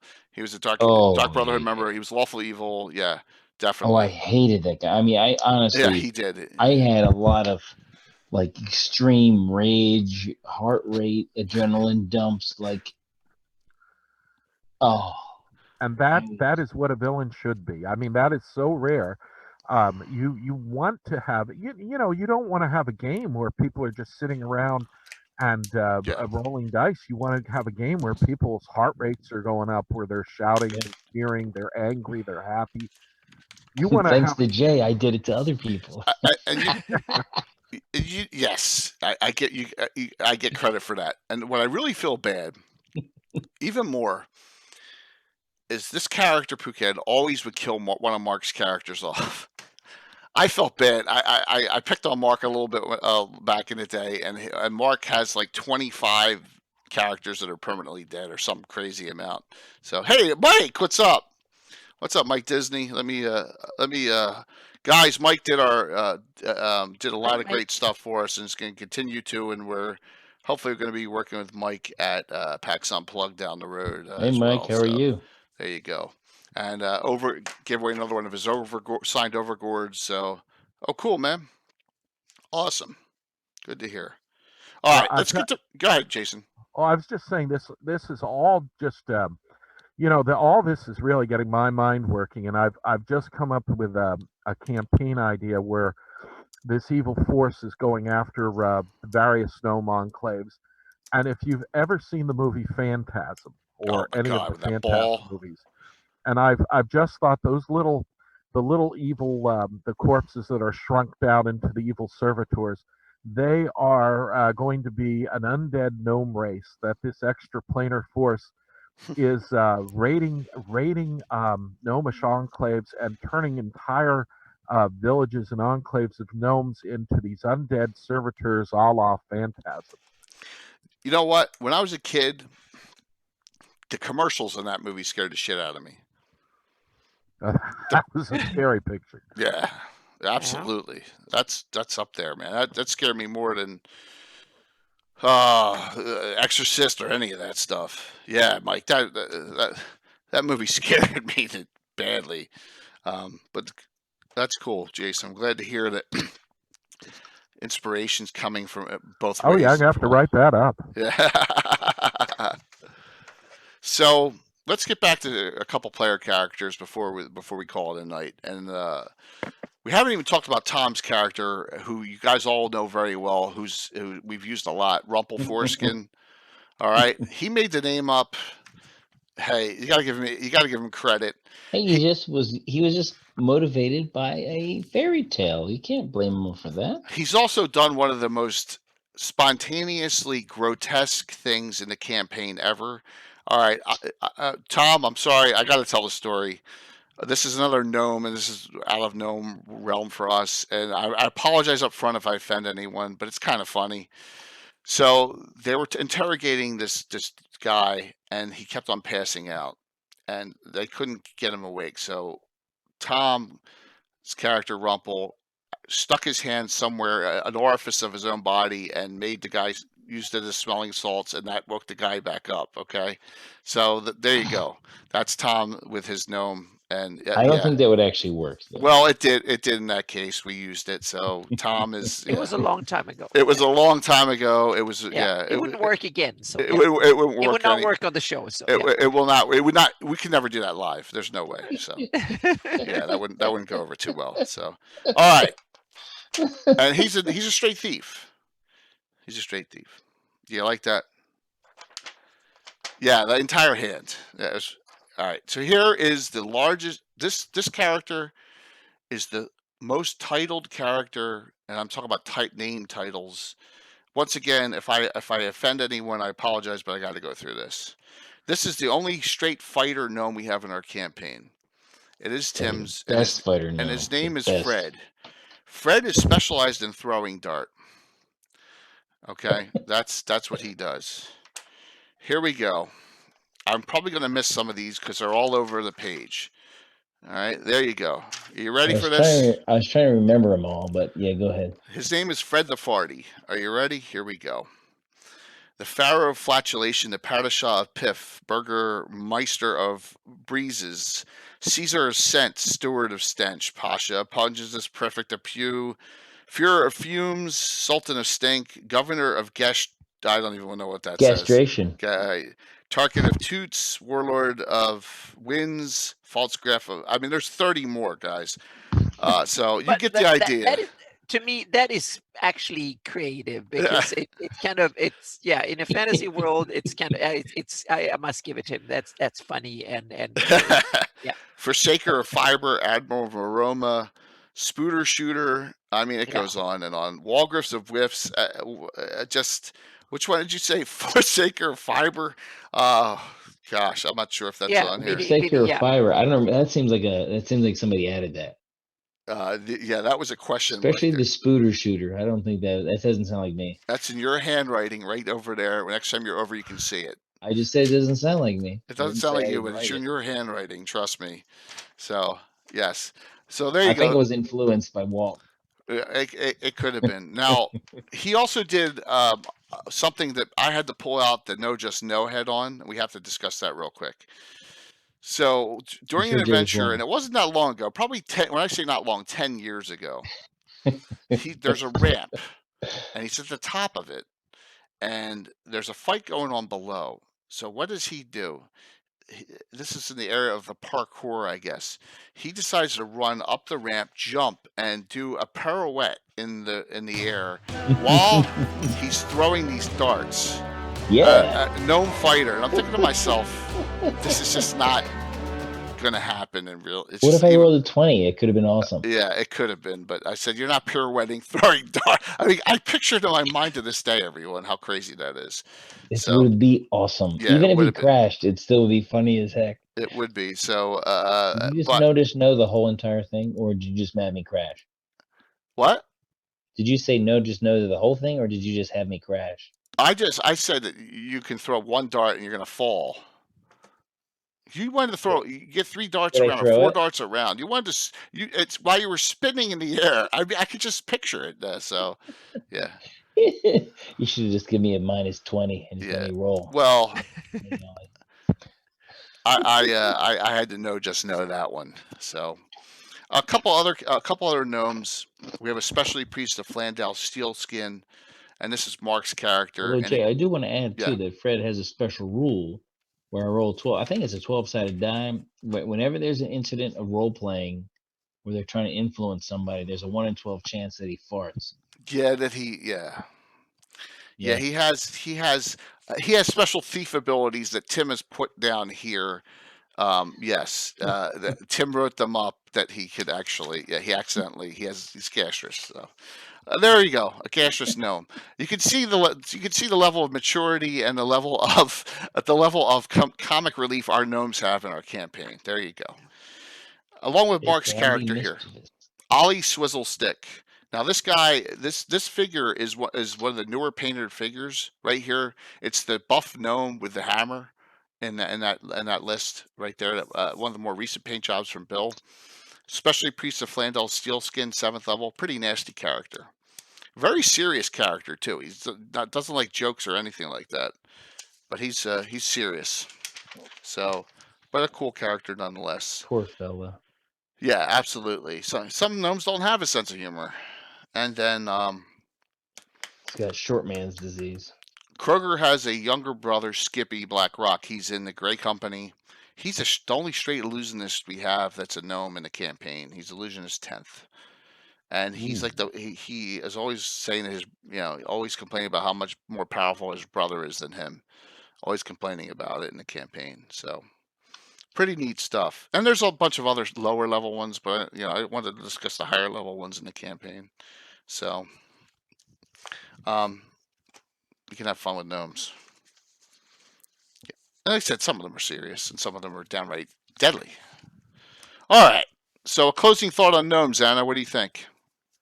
Overall. I think they're way more interesting than I thought before, because some of before this episode, and I knew that I was going to come on this show like what was it, a few hours ago? I gave you Gave me a kind of a 8-hour notice. Yeah. So I kind of had a vague idea that I might come on the show. Yeah. So I had to start thinking about it this morning. So I wrote down some of the. I kind of formalized some of my thoughts, but I must say that now gnomes are way more interesting to me than they were before we started this. So I hope that's the case for a lot of people who view this as well, that gnomes can be more interesting than they thought. Absolutely.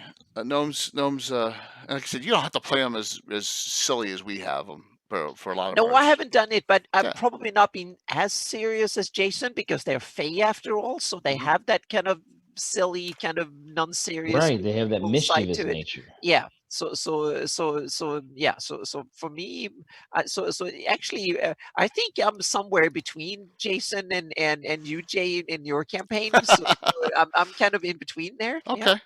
Yeah. Fair enough. That's good. Yeah. That's the perfect spot to be.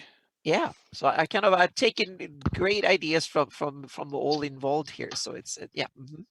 I think the deep gnomes tend to be far more serious. Yes, but I think the environment of the Underdark is way more serious, and everything is more serious down there too, including the Drow as well. They're probably the most serious of elves. I forgot one gnome I have to mention. Oh my God, how could I forget?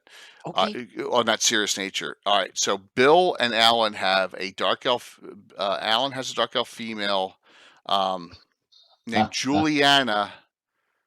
and Bill has a deep gnome named Nomeo. Like it's Romeo and Juliet, right? Okay, whatever. He's been on the when I was playing. We had the gnome, or I was at least on listening in. Yeah, where they You've had had them. it in some of the They've adventures. then they fled the Underdark because the gnome and the dark elf female and the gnome deep gnome male are in love with each other, and so they had to flee for the forbidden love. I don't know how I forgot that one, but and they're in an adventuring party. It's brilliant. So that's I think they're in the Mega Patrol. I think that's where they are, Oh, and so looks like the best patrol ever. yeah. So there you go. There's another, and that's a deep gnome character, and maybe you'll get to see those two. But if That's one's good, too. adventuring, the other one, or not adventuring, the other one won't go. They only go together on adventuring, because it's a multiple joint experience group adventure. So Jason, what about your final thoughts here on gnomes? Well, this has given me lots of inspiration and Cool. impetus to develop my gnomes. I'm already working now. I run a campaign that has the elemental evil is really a Cthulhu mythos kind of thing, and I steal a lot of Lovecraft for my campaign. So I have the gnomes as inherently resistant to the forces of that mythos, which is why they were so effective in the Battle of Emerald Meadows, because a lot of the magic that was being cast against them simply did not affect the gnomes. So I'm going to sit down, and I know we're talking about what we're going to be doing, but this has really given me an idea to sit down, write up the Cron Hill, write up some things about the belief systems of the gnomes beyond what is just the deities mentioned in monster mythology and dragon magazines and such. So, no, for me, I've always had a good idea of what I wanted the gnomes to be. Like I said, I've got the book I wrote, and one of the main characters is Ivo, a gnome illusionist, a very old, powerful gnome illusionist, and if you read that, it has hints of what the culture around the Earth is like, and what the gnomish little hints of the gnomish culture. So I'm going to sit down and start writing up things. It's really inspired me to do things about deep gnomes, about the surface gnomes, about the plague against the gnomes, the evil forces, and the gnomes struggle against. I run a kind of what would be called a Cthulhu hawk, run against the Cthulhu elemental evil groups. Cool, man. Yeah. That fits right into that area perfectly. With the Cthulhu-like nature of elemental evil, kind of that Tharisden crossover Cthulhu deal, Yes. Excellent, man. Cool. How about you, Tim? I love gnomes, and I'm going to keep using them.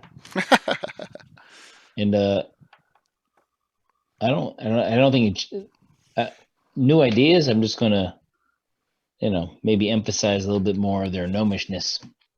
But the kind of, they like to be underestimated, so they like to be mischievous and have fun, but they also are quite capable and can show up the nasty side of it, So I don't have any plans on changing anything I'm doing with gnomes.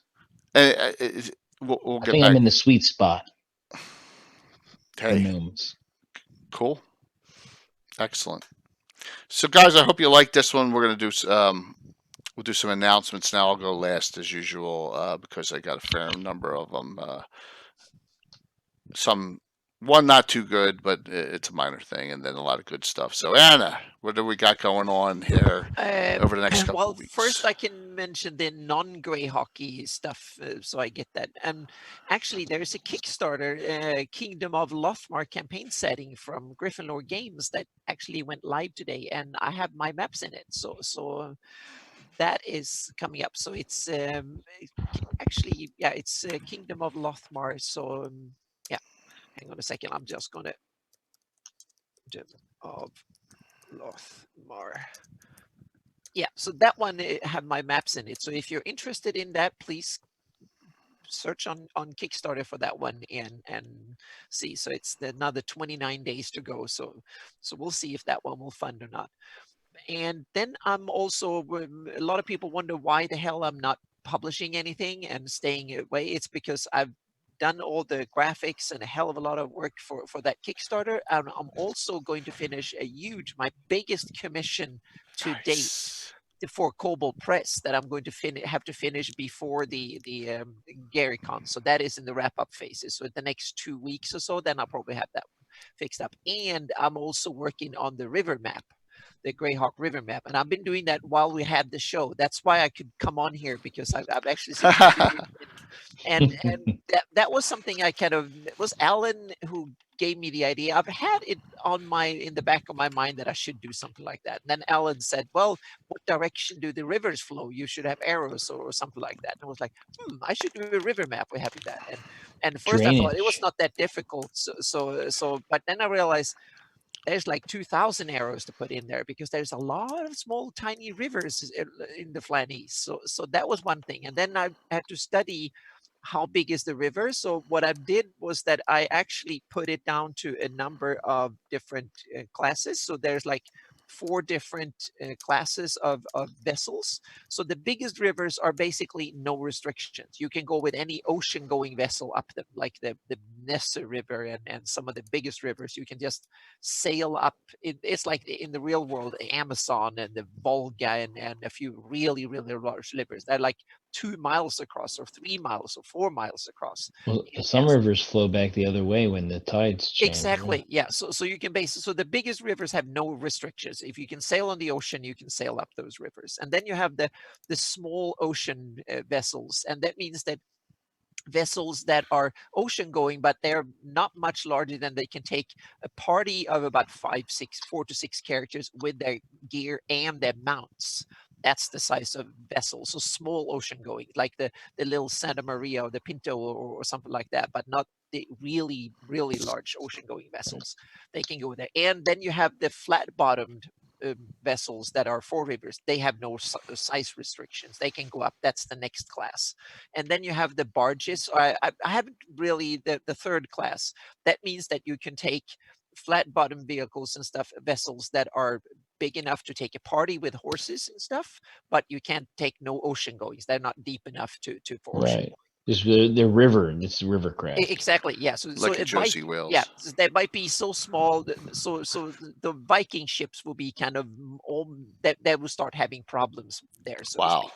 Yeah. So and then you have the small vessels. That's the smallest category that is on the Flanies map, and those are the ones that are flat bottom only, and only the size that can take the party and its gear, so to speak, but no mounts, meaning like a big rowing boat or a small sailboat that are flat bottomed, that you can put like 10 people and the gear in it, but no horses and big stuff like that.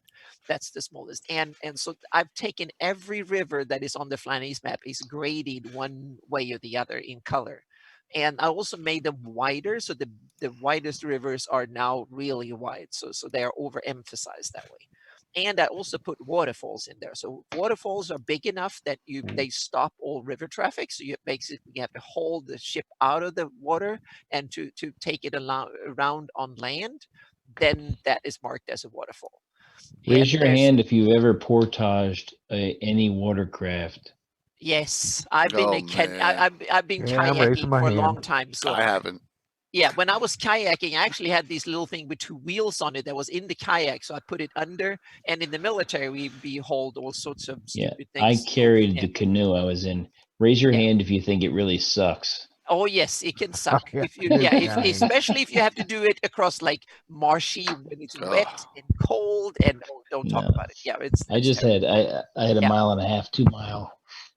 Hike with a backpack on. It was 2 of us, and then the canoe was on top of the backpacks. Oh my God! We dragged the fucking canoe. And then we made a wrong turn, so we added distance to it. So it was and awesome. then you had the problem with trees, so you have to take down trees in order to bring them through. Oh my God! I had a big path. Dark and it's raining, I had a big path. I didn't have a military type. This was not civilian, so.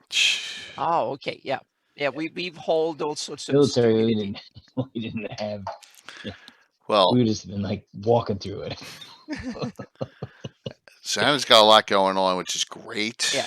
Yeah, so the river map, I'm just gonna say the river map will be out definitely before GaryCon, and it will be out hopefully fairly really soon. I'm tidying up the last bits and pieces, so there will definitely be for my patrons. It will be out in a week or so. There will be a release candidate, and I think it's kind of cool. It Oh, will yeah. be better than I thought. It will be kind of a cool addition that you can, and all of a sudden I already started seeing trade patterns and all that stuff that I didn't realize was there before. And the Nessa River, like the Nat Marsh, there is like a small little, you can go over to the Duntide River and you can kind of, there is like a trade route there because the rivers are navigable, and you can take barges and stuff all the way up to Rossi's. It's just so much more efficient than wagons or horses. Yeah. So there's and I haven't made most of the data for the big rivers. I haven't made up because it's in the published sources, like from the Ashes and the 83 box set has a page where the rivers are listed and they say how far they're navigable. I just have to kind of diversify it into different types of vessels. So a quickie announcement. Greyhawk Mike just told us that there's only 4 tickets left for our celebrating Greyhawk fandom. Oh, I need to get one. Why do you need one? You're in it. I'm on the panel, so yeah, you're on the panel with you, me, Mike, and the rest of the crew. So you don't need one. That's good.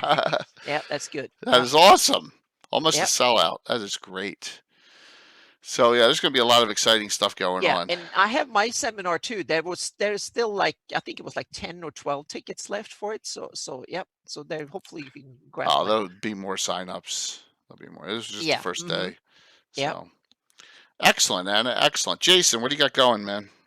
Well, I'm working on a fictional account of the Ghosts of Saltmarsh 5e campaign I'm running. Oh, cool. It's a little hard because I'm not used to thinking in 5e terms, and when you write in a way like the other writing I've done has always been around 1e, so things work the way they work in 1e, especially magic. And it's when you've changed systems, it's you have to internalize things. So it's I don't know.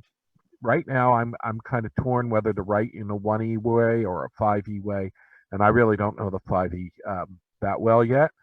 And then I'm very interested in the Backlunish West, and I've never really developed it to any great detail, or if I have, I write a little and I make up a lot, and I never put it down. So I want to put all that down.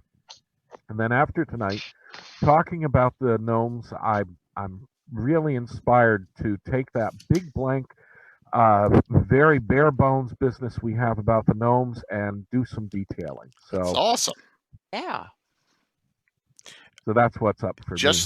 It's great. Just like Tommy John Kelly is filling in stories about the Hateful Wars, and David Leonard's doing early migrations and early wars, and you do stuff. I mean, it's great to get that content, and fantastic. Yeah, I have so many notes now for ideas that I want to write about and do for my own games and stuff. So I think that this fall will probably be when I have a lot of new cool ideas that I have written down enough that I can kind of give it to someone so they make or put on my blog and Greyhawk Online and stuff like that. So I have so many cool ideas now that awesome. Will come. Yep.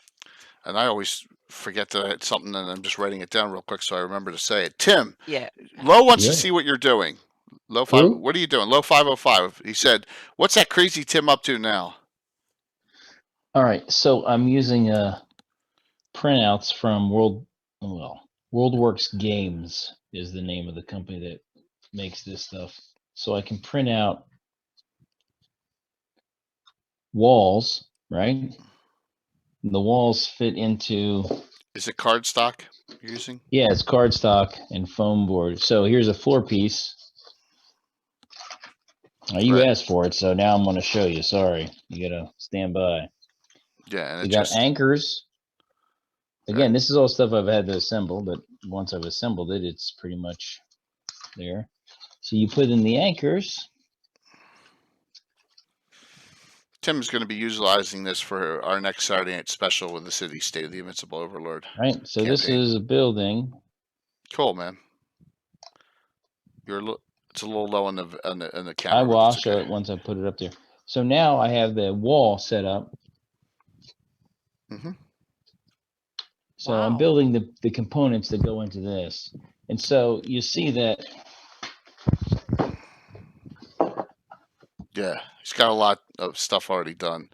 He's taking this streaming his city state campaign very seriously, as you can tell. the issue is it's being shown on a video. So I mean, normally it would be like we have a map and we just draw some stuff on paper and we put up some figures, distance.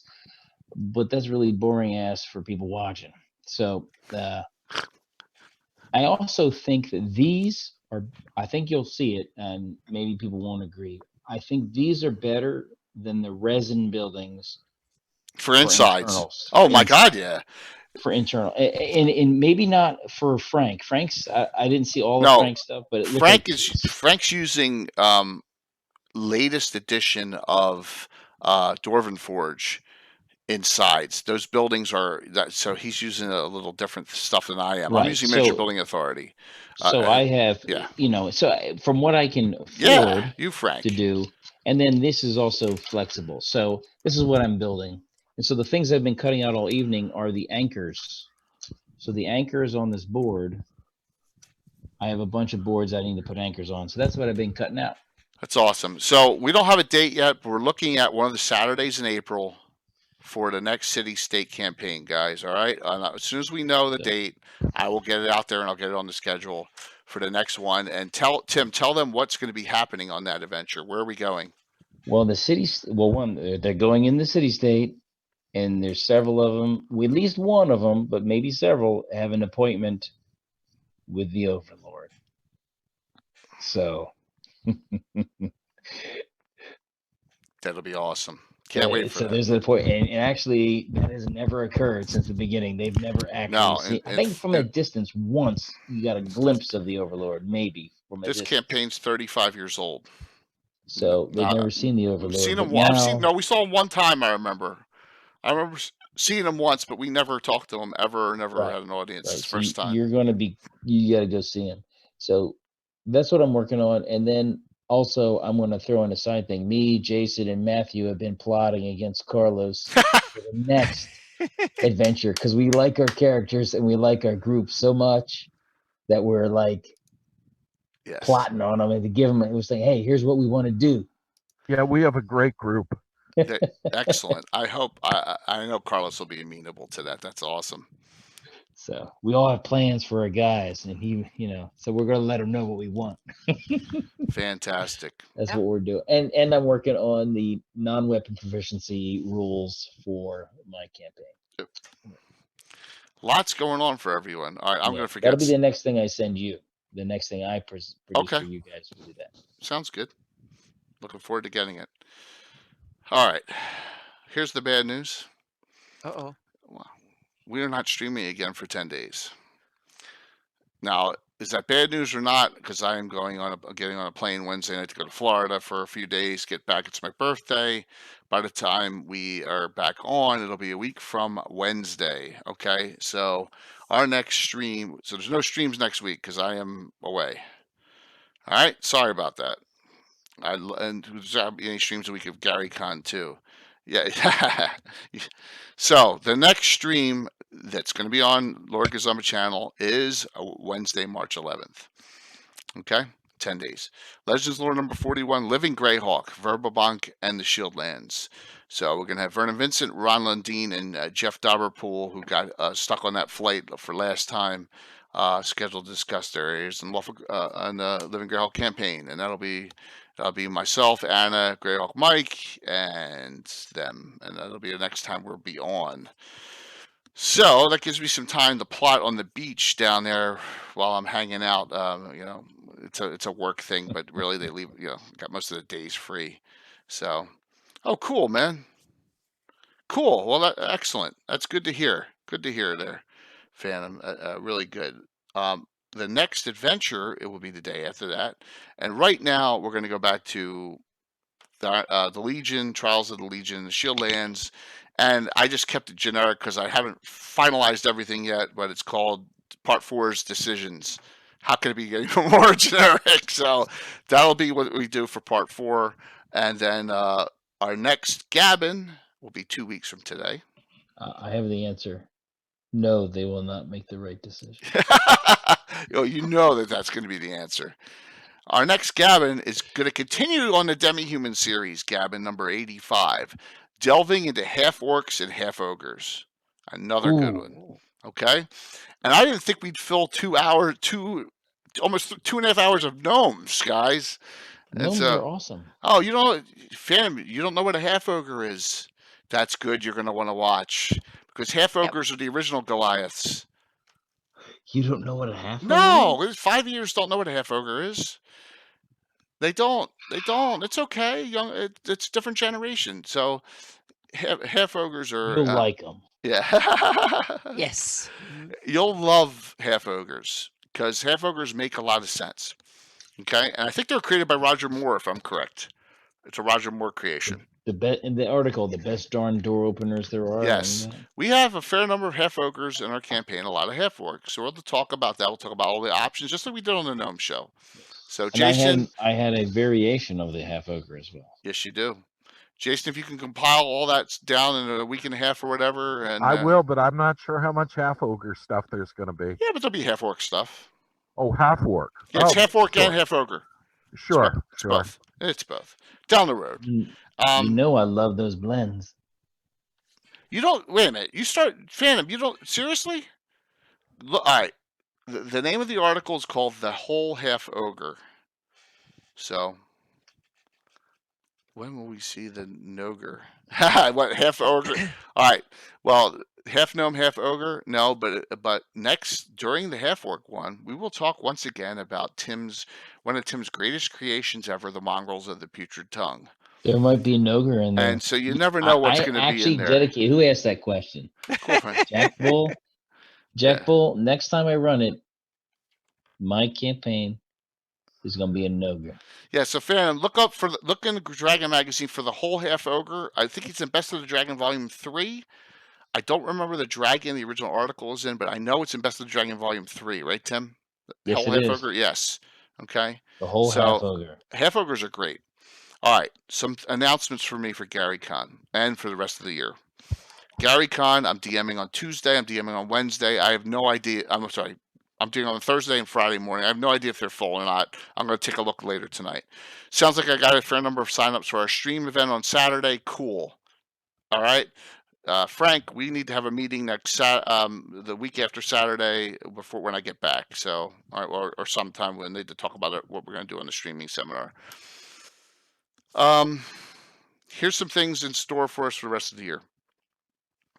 Right now, I got 14 metal mounted miniatures. It's a Herculean task. Bill's going to be painting them all up. We also, Brian Sublime, found good tilt wall for our joust, for our festival. We're going to stream a festival and a whole joust event in the summer. Okay, I think it's going to be cool. All right, with chainmail D&D rules merged together. I got the article. We're going to have a whole elimination joust tournament as one of our ventures. So look for that in the summer, and also look for new characters out of Altamira. Out of Narwhal. Thanks, Casey. Cool. Probably fall, and that for our 40th year. There's so much going on. We'll just keep on cranking it up. Hope you had a good, enjoyed the show tonight, everyone. Thank you for such tremendous support. Sorry I won't be on for 10 days. I kind of will miss it, I know, but real life is calling on this, and there's really not much I can do unless I could. Real life. Unless you want me to stream for 5 minutes on my phone from Florida. Hey, I'm not that guy. So I'm not that guy. So Anna, Jason, Tim, thank you all for coming on tonight and sharing the Gnome one with me. Really appreciate it. And thank you. Thank you. One last thing, if you haven't already, please hit up. I'm going to hit the wrong button again. I know I am. There we go. I do have an Instagram. I do have a Twitter. I do have a backup YouTube mirror for all the older episodes that go off of Twitch. and the Twitch thing. Just check them all out. And Frank, thanks for hanging in there as well. Really appreciate it. Appreciate all you do. Check out Frank at Nightheart Gaming as well, please. Great streams. All right, we'll see you. And thank you, King Bashman, for the purple beard. So, see you all. See you all a week from Wednesday. See you in 10 days. I'll still be checking in on Discord and stuff, but let me see here. Woohoo! Very nice. Andrus Philandris is amused. Yes. We didn't talk about what the bad things that happened to Andrus that one time, though. The one time that you failed him? The Atarva got a hold of him. Oh, dear me. Yes. Well, I actually had, when I ran my college campaign, Atarva also screwed with them royally. I mean, it was awesome. It was just amazingly how badly I screwed with them. Yeah, Dark Elves. I used Fang. I also used Fang as an NPC. Fang Runefist. Right, and I had the slavers. They have in the adventure. They have like a slavers thing where they come after them with the spider hounds and stuff. Mm-hmm. Well, I had a magic user that had magic jarred himself, so when they killed him, he was seeking to possess people, and Fang failed the saving throw. So you have a wizard inside a barbarian's body. And so he ran roughshod over them for a lot, you know. It was awesome.